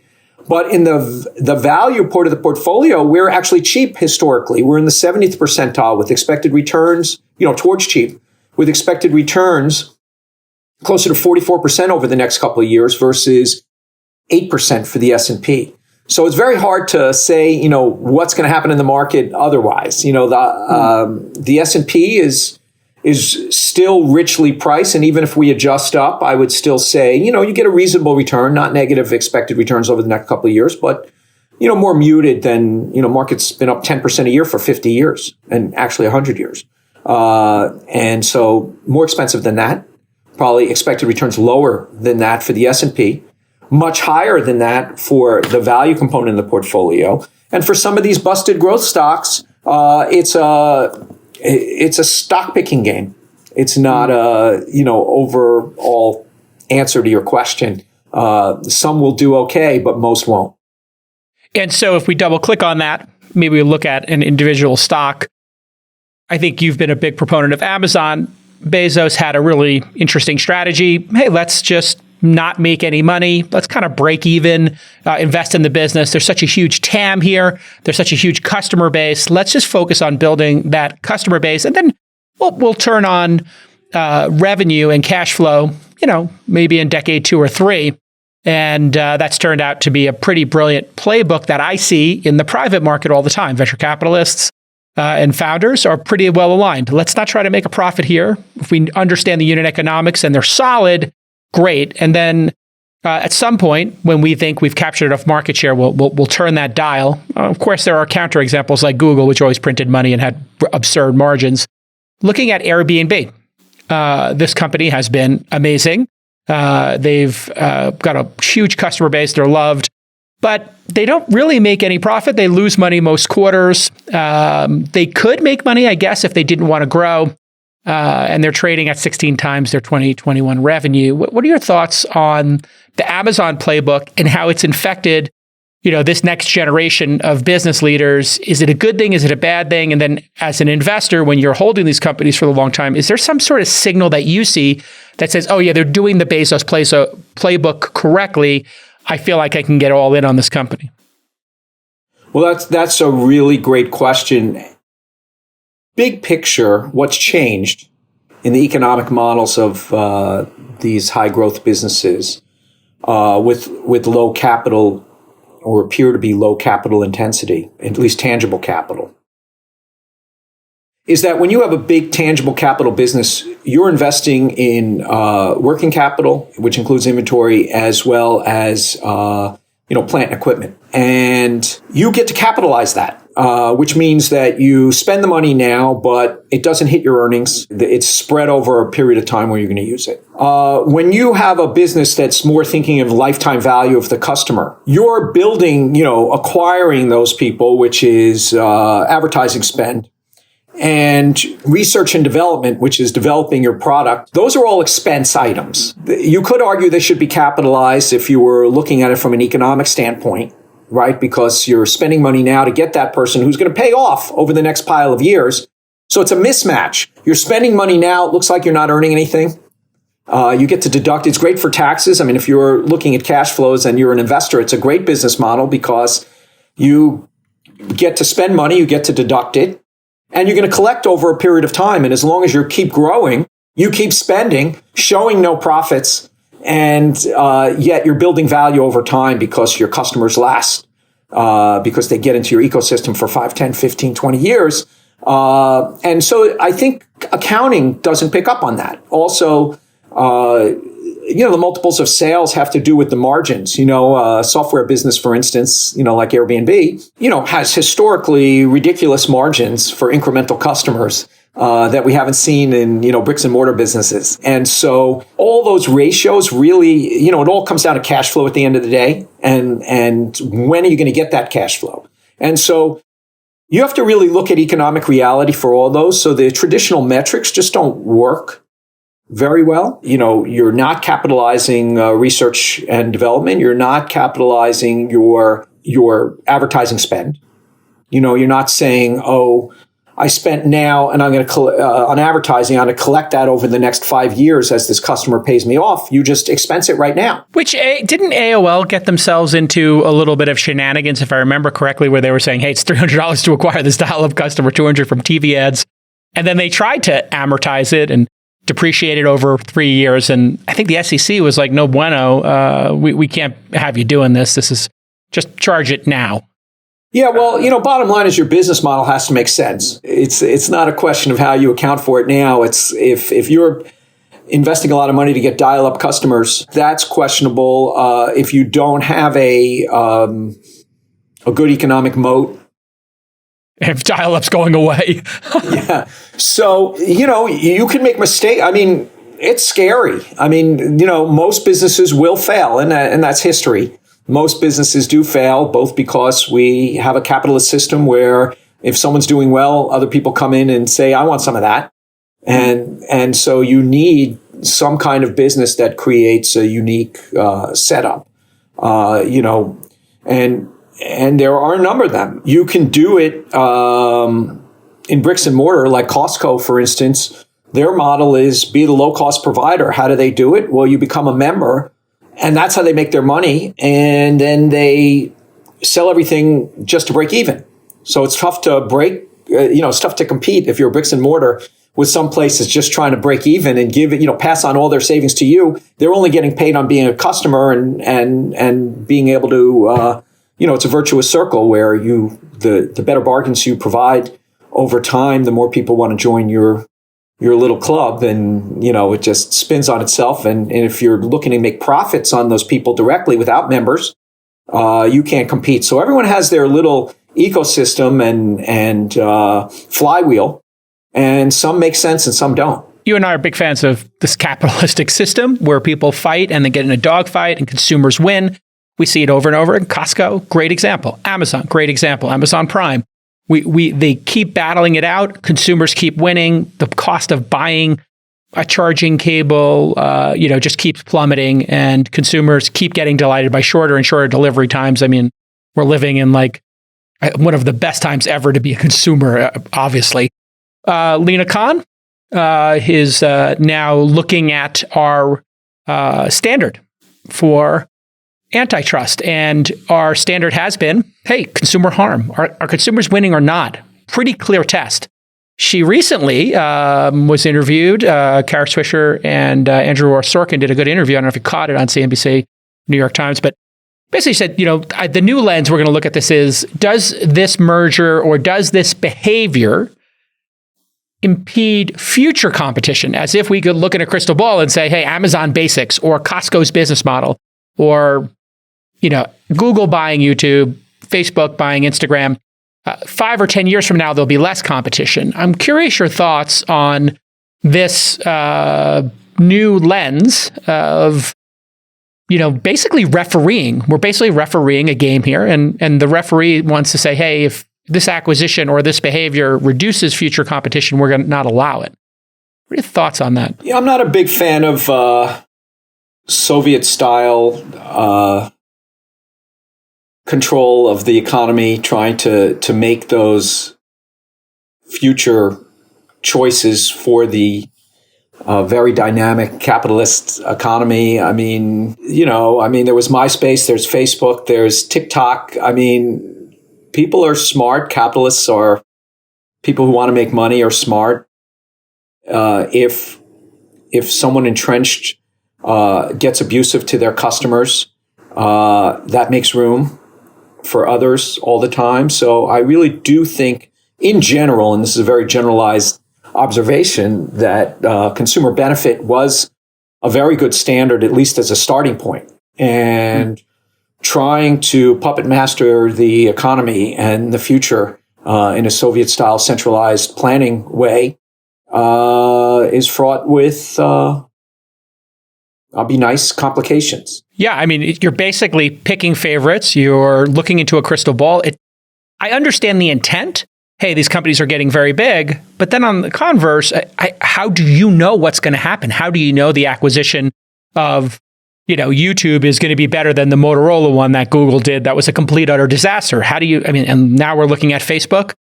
Their dogfight with Apple, they're losing. And they got this crazy headwind now, and they lost $250 million in market cap. By the time Lina Khan and the government try to give out these fines or try to stop these companies, it's going to be like trying to, redo the Vietnam War. Like you don't get a do-over in business. The business is run, competition happens, and there's winners and losers. Just seems like a fool's errand to me.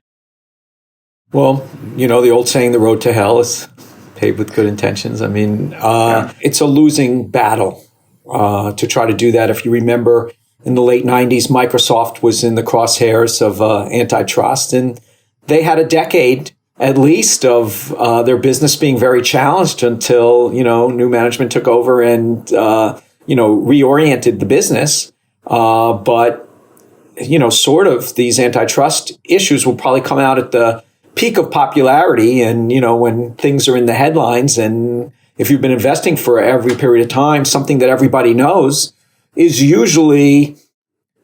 often wrong, is often already played out. So whether it's in the stock market or in the business itself, I would say that regulators would be following all the wrong signals at exactly the wrong time to try to crack down on what they perceive as monopolistic, as long as consumers are benefiting from good execution. Yeah, and the idea that we in the capital allocation business, people placing bets on these and the management teams, we can't figure out who's going to win. Who saw $250 billion getting lopped off of Facebook's market cap? I don't think anybody saw that coming. We knew there were headwinds, but we didn't know it was going to be that disastrous. And I think this is like another good jumping off point. COVID starts to end. I think it's pretty reasonable to say we're now in the endemic phase. Obviously, we have this new Ukraine situation. We'll get to that in a moment. But looking at what happened over those 2 years, a group of market participants entered the market.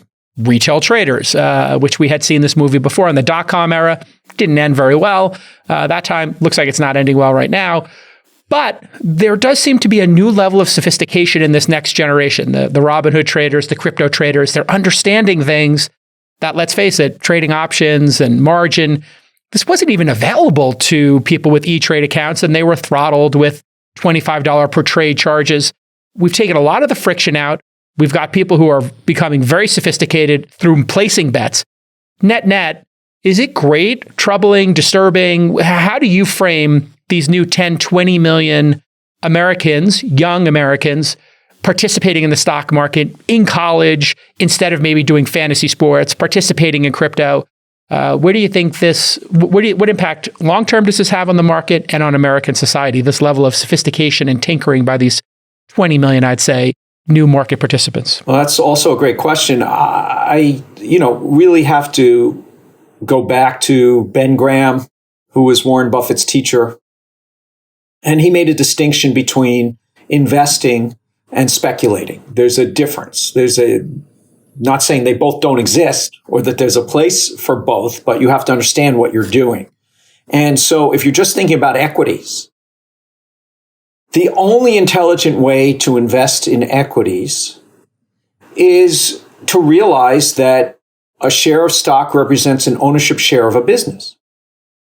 And the intelligent way to invest is to be able to value that business, divide by the number of shares outstanding, and decide whether you're buying it at a discount to your expected value. And your expected value takes into account projections of what the cash flows are going to be for many years. It's not backward looking, it's forward looking. It's saying, if you have a variant perception that's valuable and you're right, and you think this business is trading for a bargain price, you figured out what it's worth, pay a lot less or pay somewhat less or pay a fair price on something that's going to be growing faster than maybe what people think.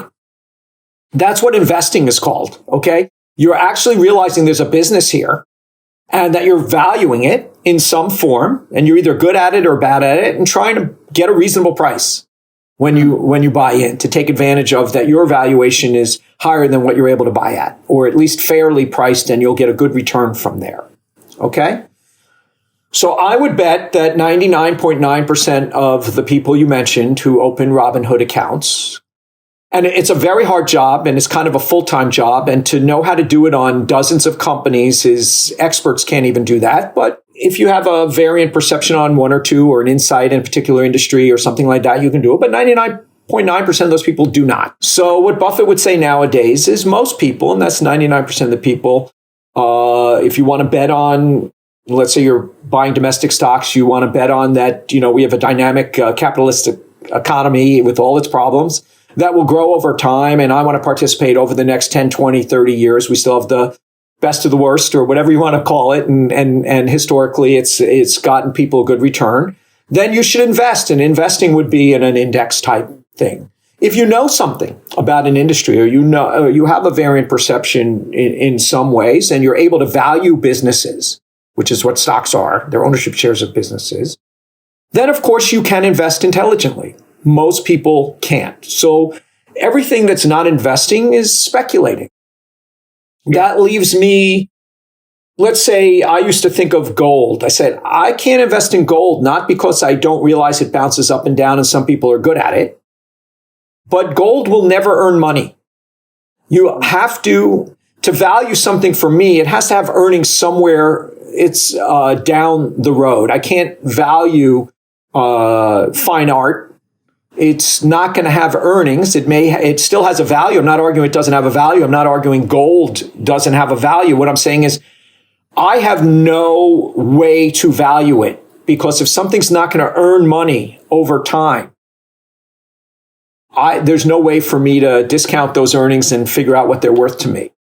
And so gold is like that, and crypto falls in that category. That I can speculate in gold, I can speculate in crypto, and maybe I can speculate intelligently, okay? Because I know it's going to have some uses or whatever it might be. But to me, that's not investing, that's speculation, because there's no attached earnings to it. You don't have to earn money now. You could be losing money now.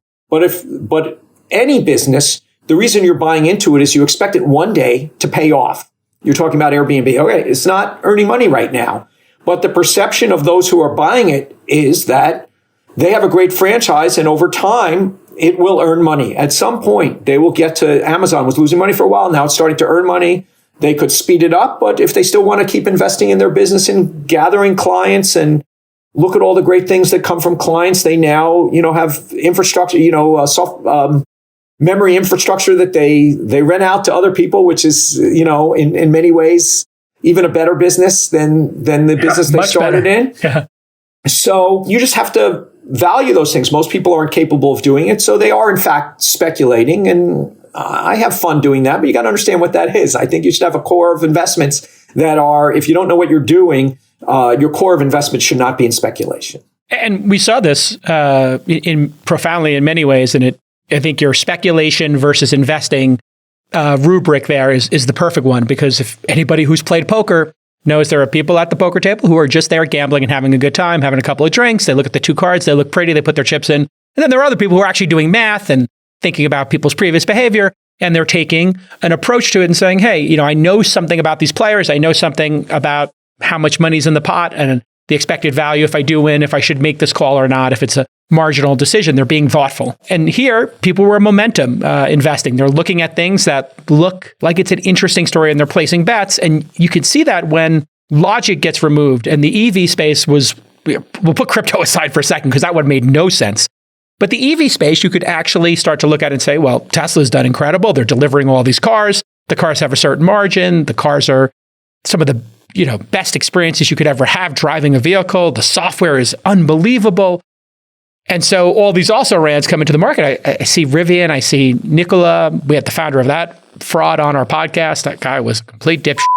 And I'm looking at this space going, my God, people are just pushing all their chips in because they think that Jack Queen is a pretty looking hand up against Ace King. It's not. It's like they both have pretty pictures, but these are not the same thing. And the Rivian one, when it hit 140 billion, and I'm saying, this company's delivered like 100 cars or something?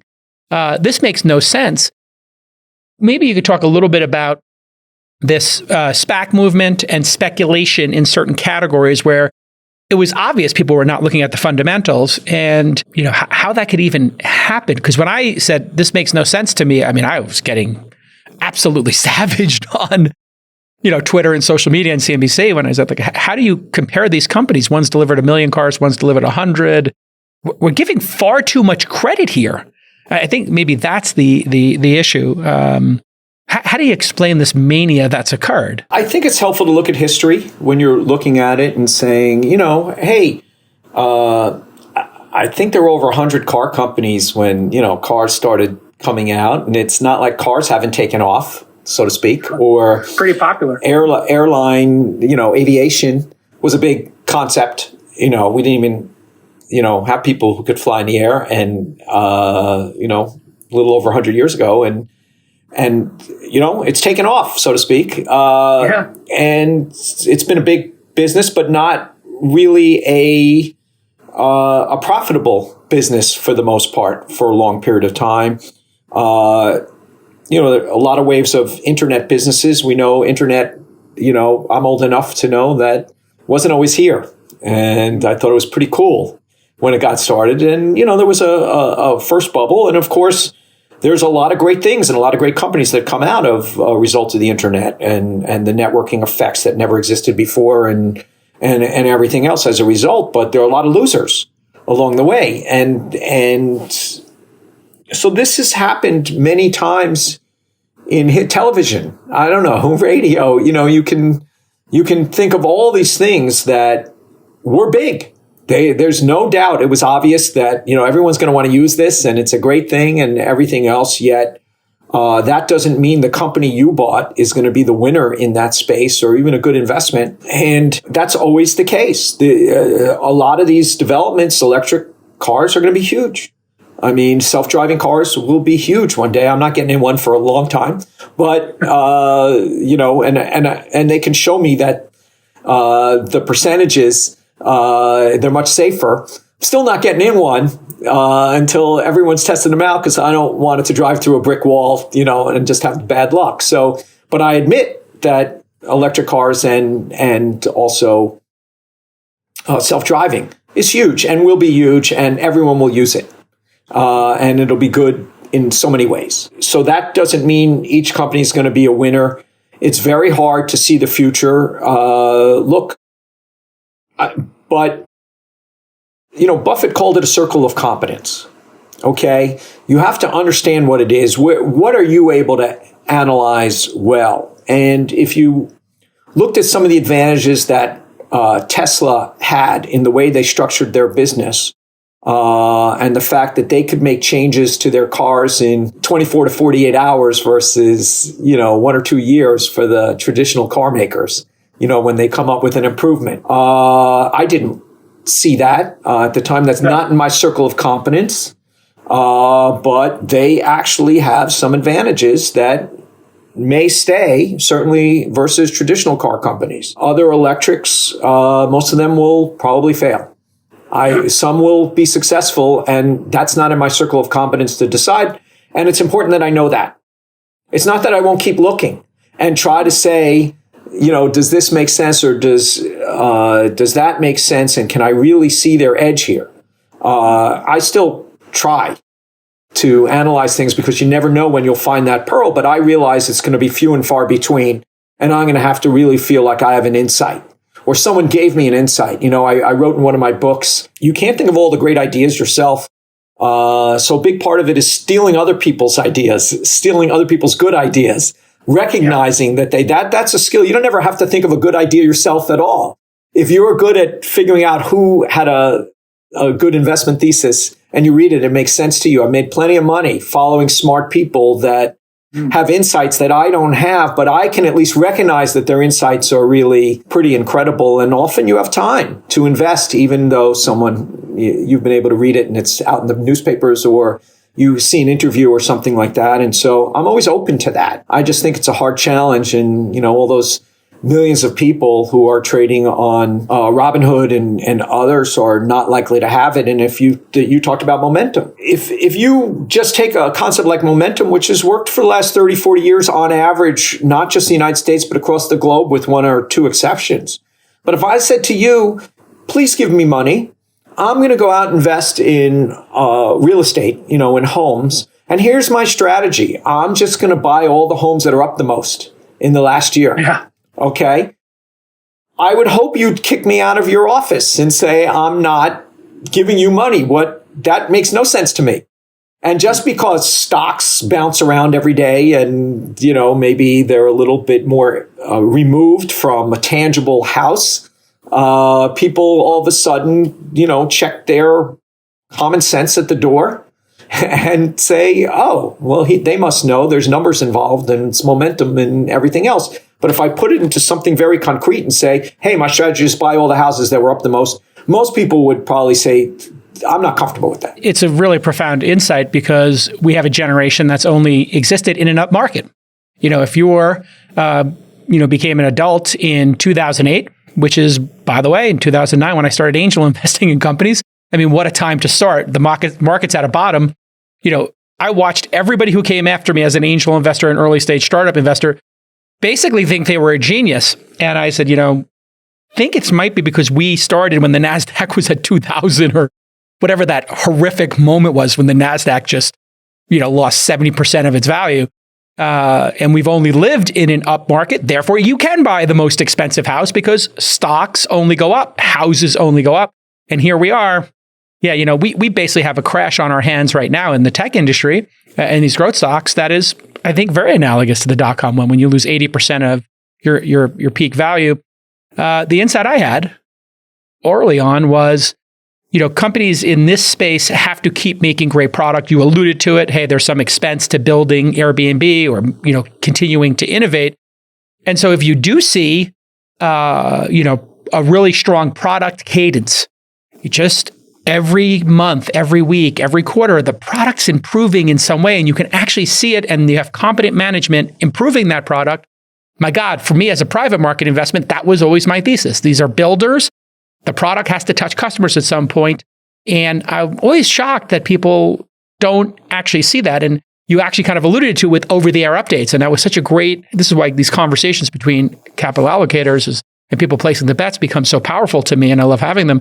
It's because I was like, well, how do you not see that? Because we have over-the-air software in iPhones and in Windows now. And it's like getting a new computer every time you get the update. right? And so once you get that, you saw it on your phone. Like I'm getting new features every 6 weeks from Apple or Google. Oh my God, that's never happened in a car. Where else could that happen where you get new features for free and the other people are not giving those free ones? Which then leads me to SPACs and people having access to private market companies. I believe, sure, Americans should be able to place bets wherever they want. If they want to bet on private companies, they want to go to Vegas, they want to bet on the Knicks or, God forbid, the Jets, they can make those terrible decisions in their life. But then combining SPACs, and I'll just take a company, Joby Aviation, which I really like. I think VTOLs, vertical takeoff and landing, these things are going to actually, I would predict you'll fly on one of those before self-driving cars on a regular basis, because the technology is actually there and it's much safer than a helicopter, because it has 8 rotors versus 1 or 2. And if one fails, they just automatically adjust. But it seems like the public can't process these SPACs or investing in a company like Joby Aviation that is pre-product market fit, not in the market yet. Should these be going public or not? Because we have this big debate going on. The company's worth $2.9 billion right now. It's trading at $4.80. Everybody knows SPACs tend to go out $10, so it's lost half its value if you invest it at the SPAC price. But I'm torn because I do think that company's got a great future. I do think it's undervalued. A private market company probably going for $5 or $6 billion. How do you think about these companies? And do you participate in them? And do you have any strong feelings of if they should be, not legally, but is it wise for them to be public companies? Look, I'm not against SPACs in particular. It's just a structure that makes it easier for companies to go public. It doesn't mean it can't be abused, the process. But generally, there's been some money made in venture investing. Usually it's institutions and wealthy individuals who can participate in this market. If through a SPAC, a relative startup company can go public, I'm for it. The promoters of the SPAC do get, and it'll probably keep coming down how much they get, a healthy amount of money, but obviously if there's 20% dilution in the SPAC, but you buy something that's 10 times the size of the SPAC, then it becomes 2% dilution. So, and when companies go public, the investment banks usually take 6 or 7% right there. So I don't think there's anything inherently wrong in the business as long as there's disclosure as to what's going on. I also think there's a benefit to owning a lottery ticket. There's a difference between putting 0.2% of your money. It's a portfolio bet. There's a difference between putting 0.2% of your money in something and 90% of your money. So when you say, oh, this thing's down by 50% or this thing's down by 70%, if you look at the insurance business, let's say you're selling term insurance. If you're relatively young, for $1,000, you get $1 million of insurance and you pay $1,000 to the insurance company. And if you're unlucky enough to die, your loved ones get $1 million. It's really stupid for your neighbor to take that bet. Hey, if something bad happens to me next year, here's $1,000. Give my wife $1 million. Take that bet. That's a dumb bet on an individual basis. If you put together tens of thousands of people and do this for a lot of 40-year-olds, it turns into a business. It's a portfolio bet where the individual bet makes no sense because it's too speculative. The payoff is unlikely, but mathematically it makes sense. Okay, so that's the way I view venture capital in general, and the math would bear that out, that most venture capitalists make their money from a few big hits, and they have a pretty big portfolio of companies.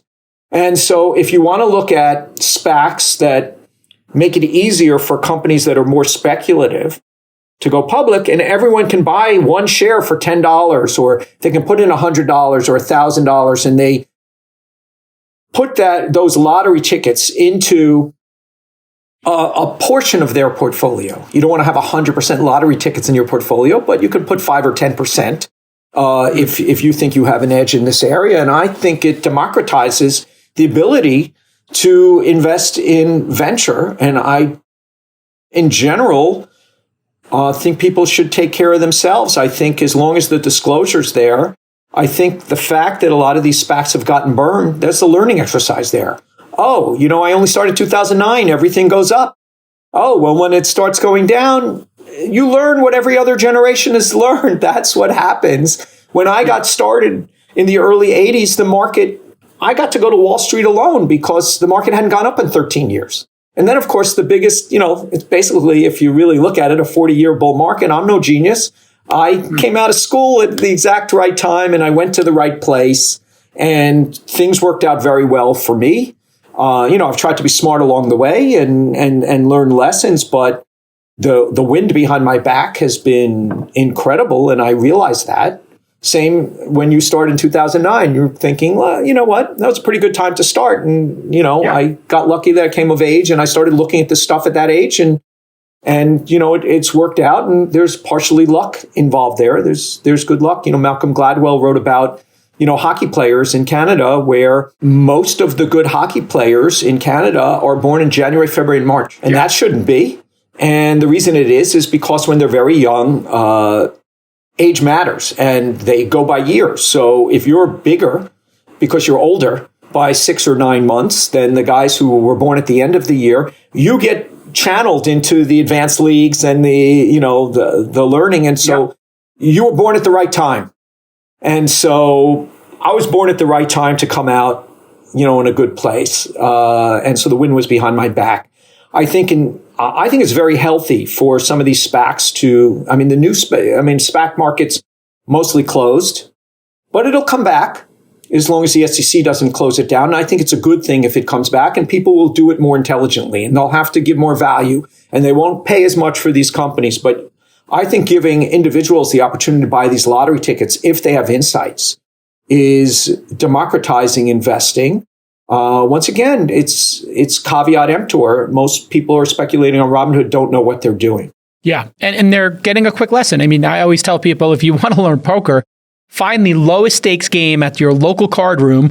Go to Hollywood Park in LA, where when I lived in LA, we would go play in the $1, $2 game. You bought in for $20, $30, so you could play in a tournament for $30 on a Saturday afternoon. You could rebuy for $25. That's what it would cost you to have a poker coach. It would cost you $100 an hour for a poker coach. You could just play and try different strategies and just play within your means. And I think bankroll management and how you allocate a portfolio was not what people were thinking about. They were just thinking, this looks like a Tesla, or this is a flying car, or, space travel is going to be awesome. I'm just going to put everything into one thing, or I'm going to buy 3 names and I'm just going for the most alpha. Doesn't make any sense. Yeah, I'll just say one thing. I mean, we've seen this before. E-Trade was the Robinhood of the internet boom in 2000, the end of the 90s and 2000.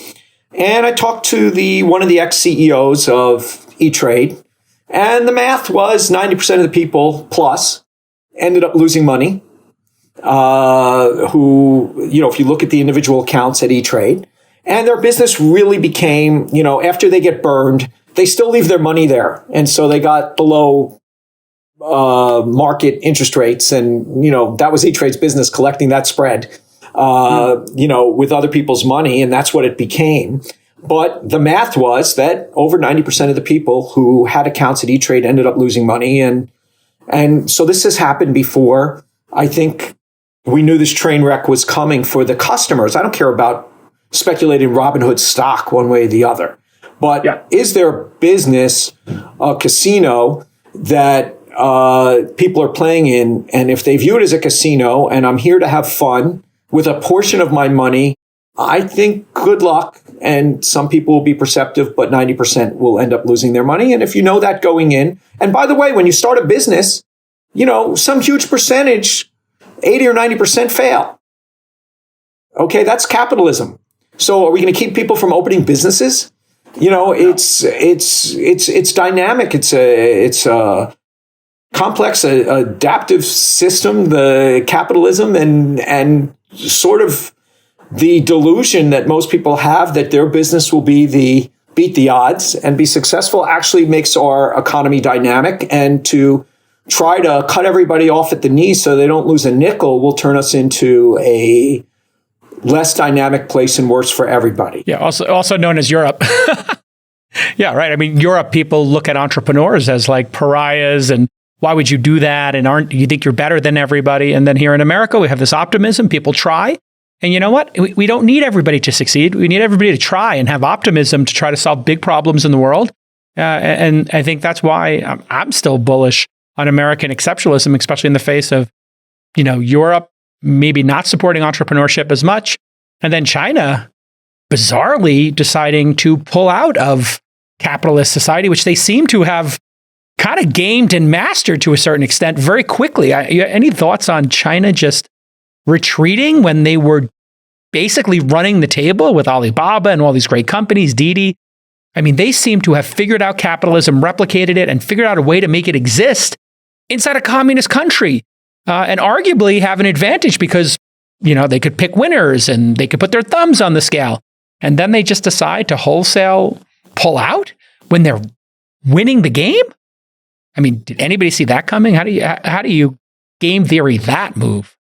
Sure. Well, big picture, our GDP is still quite a bit larger than China's. They have 4 times as many people. So when you do the math, they're whatever they are, 20 or 25% of as efficient overall as we are. So I don't want to copy. They've really moved up in the world, and you can probably adjust for the cost of living, and maybe they're better than that. But it's not. We're still many multiples more efficient economy than China is now, even after all their advances. They're very competitive. They're big. You can't, I think when, if anybody of your listeners remembers Johnny Carson, he had a late night talk show, and he had a comedian named Richard Pryor on right after Nixon recognized China. And so he asked the comedian, what do you think of Nixon recognizing China? He said, my rule is I recognize 1 billion of anything. So I kind of feel that way about China. Yes, you have to recognize they're huge. They're going to be, they're competitive. But as far as their system is concerned, is nowhere as dynamic and good as ours, even before they've made this latest turn towards authoritarianism and central control. And when you look at all these countries that are run from centrally run, maybe with a permanent ruler, let's put it that way, that is not conducive, because there's only one person making the rules, to a dynamic capitalist country that they'll because they're so big, they'll be important. But as far as competitive with the dynamics of our society, the best and brightest are not going to run to China to go live there, even if they spoke Chinese. They're going to leave there for more free societies over time. And so, the economy has to they'll still have plenty of smart people left, but the best and brightest, it's not a good plan, what they're doing now. And I don't think that's their plan. I think if I wanted to answer your question is, what are they thinking? Their optimization strategy is not, let's be the best economy. It's like, how can we have the best economy subject to the current rulers ruling? And if other parts of society get too big or too powerful, that's not part of that optimization.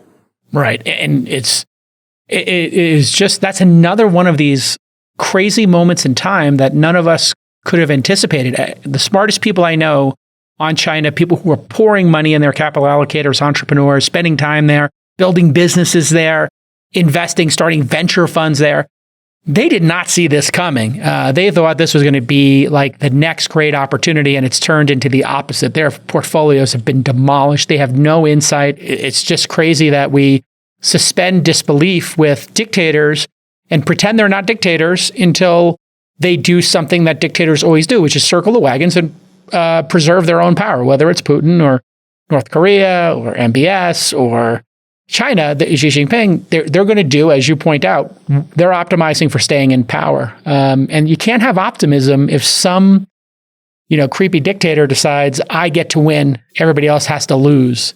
That's not creating optimism, enthusiasm. Like you said, we have Americans who are delusional that they'll be the next Google, they'll be the next Tesla. They don't have that. And without it, you can't win. You can't win in this game, at least, versus optimistic people who are delusional. Well, one of the best books I've read on this was called Red Notice. Oh, yes. Bill Browder. Incredible. and about who is Putin, what is their system like. And I never invested in China because I read that book. And, it doesn't matter what the numbers are. To be dynamic economy over the long term, you need the rule of law and you need the enforcement of property rights. And they don't have either. Quite the opposite. And so that's the end of the story. And I don't care. I'm not saying, I would call it speculation. That's what I would say, a combination of speculation and the greater fool theory. Can I get out before this is taken from me? So I'm not saying people won't make money in China or investing in Russia or whatever it might be. I would just call it speculation. I'd call it what it is. And I'd call it the greater fool theory. Because you don't know what you're going to capture, even if the economics end up being good. And so I cannot invest in a place without the rule of law or respect of property rights. Yeah. And so I would just use that as a general rule. It's a general rule. It doesn't mean there won't be exceptions. They're obviously phenomenal companies, and the Chinese people are pretty amazing. With great work ethic and smart and, all these great things. But their system is not something that I can invest in. Yeah, it's like I got invited when I lived in LA, I got invited to a lot of underground card rooms, back to the gambling and poker analogies. And it was like, I don't know if this game's legit. I won the first 2 times I was here. I wonder if I won so that I'd come back a third time and get demolished by people who are in cahoots, right? And in Red Notice, it's basically, Bill's making some nice wins. And then maybe he won a little bit too much. And then, you know what? Somebody goes down to a central office, and an incredible moment in the book, they just changed the paperwork at a central office of who owned the company. It'd be like all of a sudden if the shareholders of Amazon didn't own it anymore. Absolutely incredibly riveting story. I can't believe they haven't made that into a movie or a series. And that's where the Magnitsky Act comes from, for those people who don't know, tragically. No, it's an incredible book. And just to use your poker analogy, one of my ex-partners and we're very, very good friends, was, one of the finalists in the U.S. Poker Championship. So he's a very good poker player. And he once was in Vegas just playing at a table. And, went home, came back 8 months later. He walks into the same casino and the same guys are at the same table. And there's just one chair waiting for whoever's going to show up. And so that really does happen. It's basically you're playing 8 versus 1, or even if it's just 3 versus 1, 2 or 3 people. What they're doing, it's a known strategy, and there are ways to detect against it. But when you're tipping the floorman and you're the regular there, it's pretty hard to catch guys doing this. But you got 3 players. They could be signaling each other. And if one is going heads up with you and 2 others come along for the ride, even if you have aces, your 80% chance of winning just went down to 40% because you're up against 3 random sets of cards, which have a 20% expected value, and you're going to get demolished. You can't beat the game, period. Speaking of beating the game, American companies at the top, some of the ones we mentioned earlier, Google, Apple, printing money, just huge cash rewards, hundreds of billions of dollars in some cases. And maybe we feel the tax system, or some people feel the tax system for corporations, a little too generous. What should happen to these massive cash hoards at these companies? Does it feel equitable to you? The tax treatment, it feels, we both understand it, capital gains, losses, carry forward, all this stuff. But there does seem to be a feeling that companies maybe don't pay enough taxes, and it feels unfair to a large portion of people. And then there's just this pragmatic issue of what do they do with all that money, and how should an Apple or Google redeploy that capital, because they're not allowed to buy things anymore, which is also crazy. These companies could be growing and becoming even more dominant if they were allowed to deploy this capital. So 2 questions there. What should they do on a business basis, a capitalism basis? And then just on a fairness for the economy basis, any thoughts on minimum taxes or, this sending your IP to Ireland, running tax, global revenue through tax loopholes and the general feeling that Americans have that companies have gamed the system, not illegally, but efficiently, too efficiently? Well, I think it comes back, a lot of their game has been growth. And so they take all their, what would be called profits, and spend them getting more customers. And that's expensed.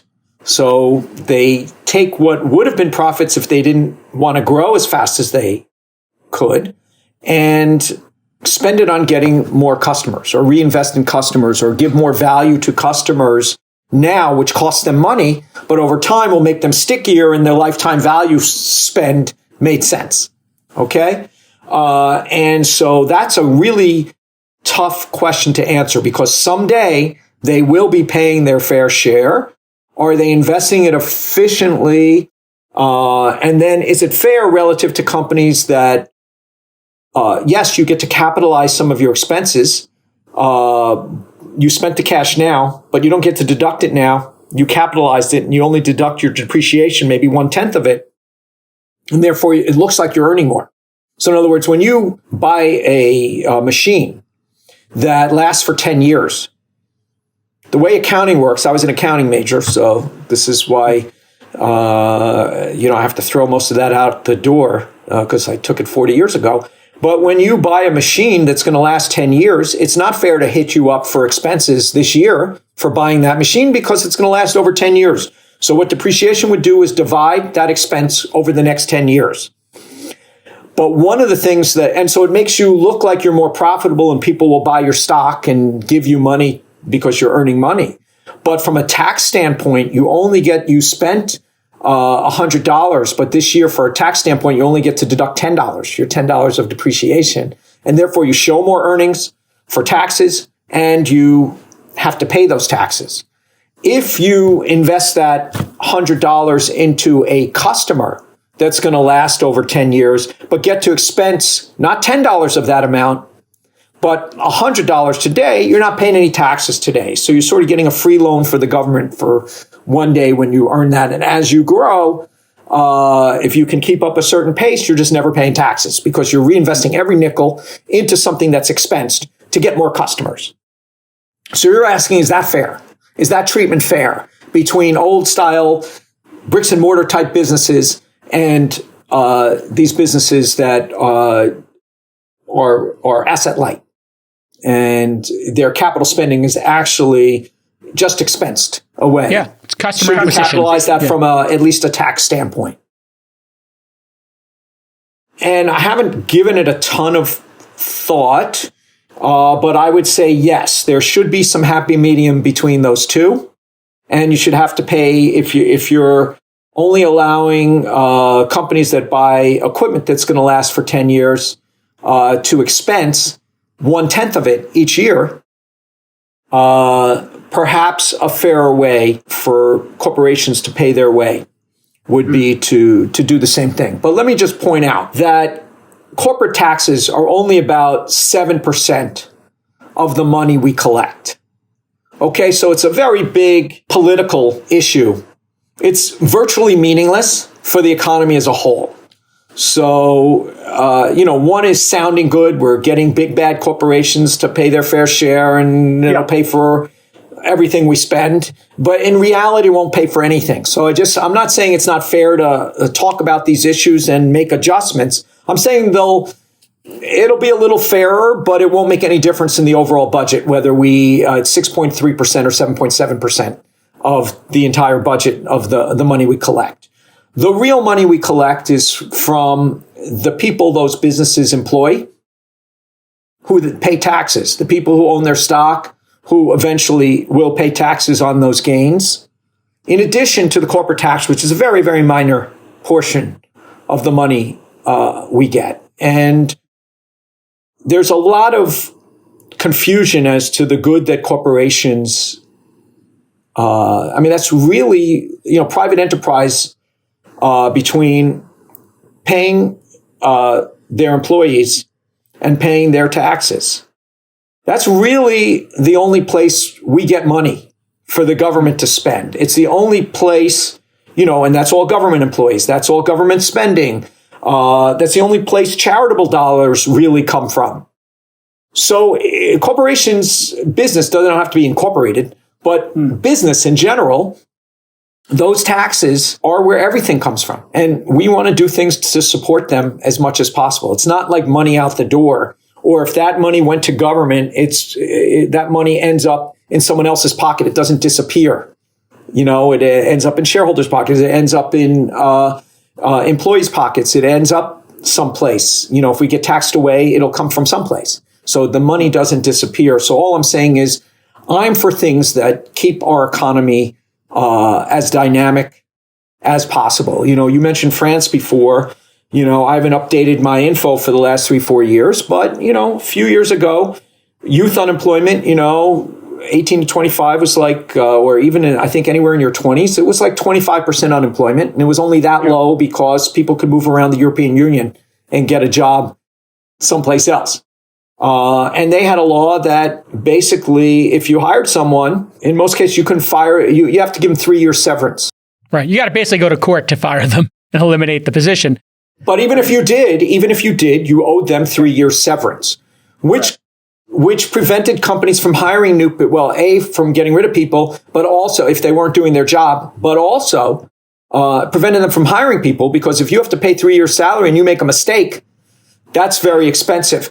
So it sounds like, once again, intentions are good, right? You want to give people job security. You want to take care of your employees. You want to do everything.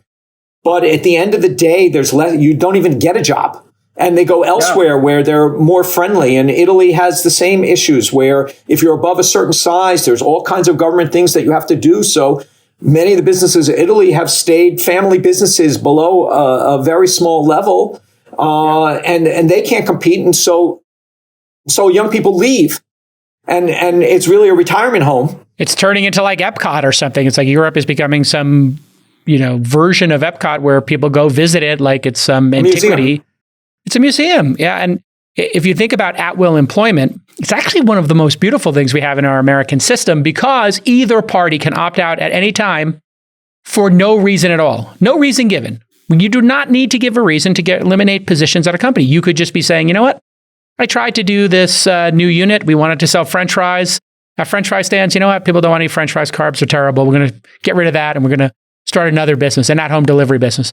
And you can just fire the whole group of people. And by the way, if that whole group of people realizes DoorDash pays better than working at Starbucks, they can leave en masse. And if they have more flexibility. Now, Starbucks has to raise their wages to keep up with Uber and DoorDash. Uber and DoorDash then are in a dogfight with each other. And lo and behold, Elizabeth Warren and Bernie Sanders demanding all of these concessions from big companies. And Bezos did the most brilliant thing ever. He just came over the top. He's like, yeah, you know what? We're going to proactively pay people $18, $19, $20 an hour, and we're going to pay for their college, for their associate's degrees. And by the way, Bernie and Elizabeth Warren, you haven't gotten that done in the government. I got it done in my company.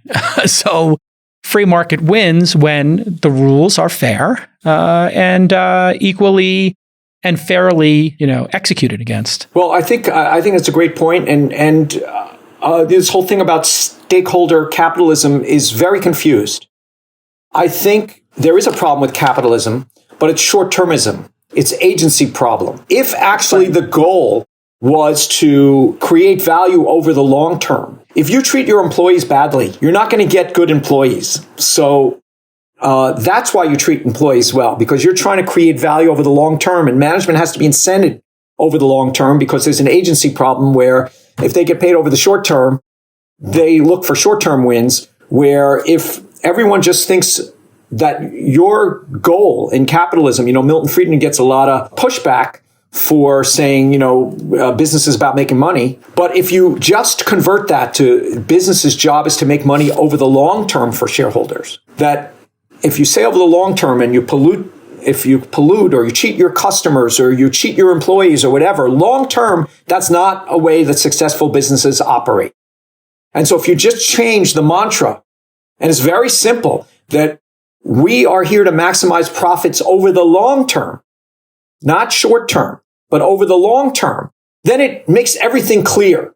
Everyone has a clear challenge. And by treating employees badly or polluting or by treating your customers, they'll just rip me off. Well, that doesn't last very long. People, especially nowadays with the internet and everything else, you have to treat your customers as well. You have to treat your employees well because there's other places to go, as you're saying. So if we change the mantra, and there is a problem here, there's too much short-termism in capitalism because there's an agency problem where managers who don't own a business, in many cases, get incented to maximize short-term profits. They have to be incented to maximize long-term profits of the business. And that's the simple tweak that has to be made to make everything clear for stakeholders and everyone else. And that's why equity participation in the private markets and in venture capital has become such an amazing driver of long-term value, because people are looking at a 4-year vesting schedule for their shares. People might call it golden handcuffs, but it really does incentivize long-term thinking. We're not trying to goose the number of users by selling our product to people who don't need it. We're trying to make our product perfect for the people who do need it. And I see this all the time. Company in second or third year, they start looking at the wrong metric, and the sales team is not qualifying the customers. They're selling the product to people who don't need it, and you get the short-term spike in sales. And then all of a sudden next year, when the renewals come up, nobody renews because they didn't actually need the product. And this is where understanding your customer base is so important. Let's end on this. This has been one of the most confounding moments in time as a capital allocator, as an American, to try to understand what's going on in the world. We got a once-in-a-100-year pandemic, hopefully, coming to an end. Putin just decided he's going to go to war with another country in the year 2022 with no clear off-ramp, it seems. Who knows? Maybe this could be a Georgia situation that lasts 11 days. Maybe this could be the start of something horrible. Let's hope it's not. Record number of jobs, unbelievably low unemployment, rising wages, personal balance sheets that are pretty well balanced, and record savings because people didn't go out and spend, companies throwing off massive amounts of profits, but yet this crazy inflation, and we have $30 trillion in debt, which is just bonkers. How do you, Joel, make sense of this when you look at the next 5 years? Like this, let's look at this next 2 to 5 year horizon. Because for every time somebody lists all the problems, I list all the things that seem unbelievable to me. 11 million job openings, and we haven't really let people into country. Immigration was muted over the pandemic. So wages have risen. People have so much money, they're not going to work. It's very weird to understand this moment in time. How do you understand this moment in time? Well, I like the way you phrased the question, which is in 5 years. So what's going to matter in 5 years and what's going to matter now? As horrible as the situation is in Ukraine, and I wish them the best, and I think it's very important that we make a stand for the free world here, and I acknowledge all that. But I remember I gave a talk when Brexit was the big issue, 3-4 years ago, and they had just voted for Brexit, and no one knew what was going to happen because we'd never seen this before and how it affects. So I went back in history and I looked at what has happened to the stock market, after the start of World War II, December 7th, or the Cuban Missile Crisis, or, go back to every bad news event. And you just see that it's really a blip over a period of time that usually gets resolved within the year, meaning we either bounce back. There is an effect to the market, but it's very short term. And we go back to trend line at some point. And I am not a macro investor, but I know to ignore, as horrible as it, I am watching the news like everybody else, and I'm horrified and, all those things. And there's very important political decisions to make for the long term right now. But history has shown that these news events, it's a complex adaptive system where if you gave me one fact, I would only know one little small percentage of what actually is going to happen. So yes, that's bad. And I know the pandemic will end. It's ending. I don't know what's coming next. But if you give me 5 years, we will be back to trend line on that as well. Whatever dislocations will have happened with inflation or supply chain or any of those things, that will also be resolved. Do I think what happens in Ukraine will affect if I own, I'm not a macro guy, so I'm buying individual stocks. I own Google. They invaded Ukraine. What's going to happen to Google? Not a heck of a lot. No. It's terrible. I'm not minimizing what's going on. I'm really not. But if I'm being a cold hard capitalist, I'm saying what will happen to their business long term. I don't think it'll have much, if any, effect. And so why should I react? Interest rates are very complicated, because interest rates affect where valuations are. What are your alternatives from stocks if I'm looking at stocks? Well, one of the interesting things was when I went back and looked post-World War II, inflation was pretty high because everyone was back from fighting the war. And there was a lot of inflation, but government kept interest rates low, below inflation. And they can do that, A, because it was probably temporary, and B, they have different levers that they can use to provide cheap money. And I would say, given the debt that you mentioned and everything else, we're only going to let interest rates go up a certain amount to the extent that we can control them. And we can't totally control interest rates, but we can maybe control some amount of government bond rates and availability of money. And so I think that the skew will be towards keeping interest rates as low as possible under the circumstances. And that should make equities relatively attractive. I don't know where they end up, but I think, Japan's been in a low. They spending up they have much more debt than we do versus GDP, like a multiple of maybe 2 to 1, I'm not sure, but something like that. And yet they still have, lower inflation and low interest rates. So once again, macro is, I don't know anyone who's particularly great at macro on a consistent basis. Otherwise, I just go find out what that person thinks. It's very hard. As I said, it's a complex adaptive system. You give me the answer on 4 or 5 key inputs. I still don't know what's going to happen. But I do know that Google, if they continue to grow their business at a nice pace, historically ridiculous pace for their scale. Unbelievable. Yeah. I mean, how do you grow 30% on that large of a number? They're a growth stock and a value stock. It doesn't make any sense. It's unprecedented, isn't it?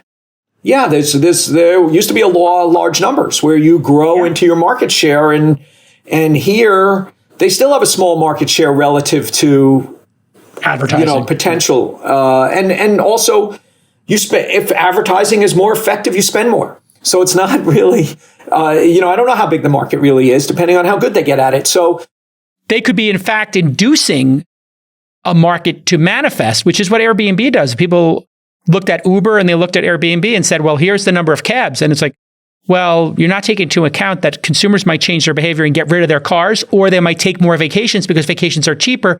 So the best products, my thesis has always been, induce a market to grow or exist. You're right, still above my pay grade, but I'm always amazed. Like I just took 2 Ubers yesterday and I came home and said it was amazing. I got it in 2 minutes and, I didn't even know I needed it until 2 minutes before. So there are some amazing things going on that, we're all privileged to live at this time to be able to take advantage of. I hope we use some of these tools for the greater good. And I think it's important that I'm really chagrined by the polarization of society, and I hope we start pulling together because we have a great country, and I love it, and I want it to continue to thrive, and I think that'll be great for everyone. And so I hope people start appreciating. We have a very flawed.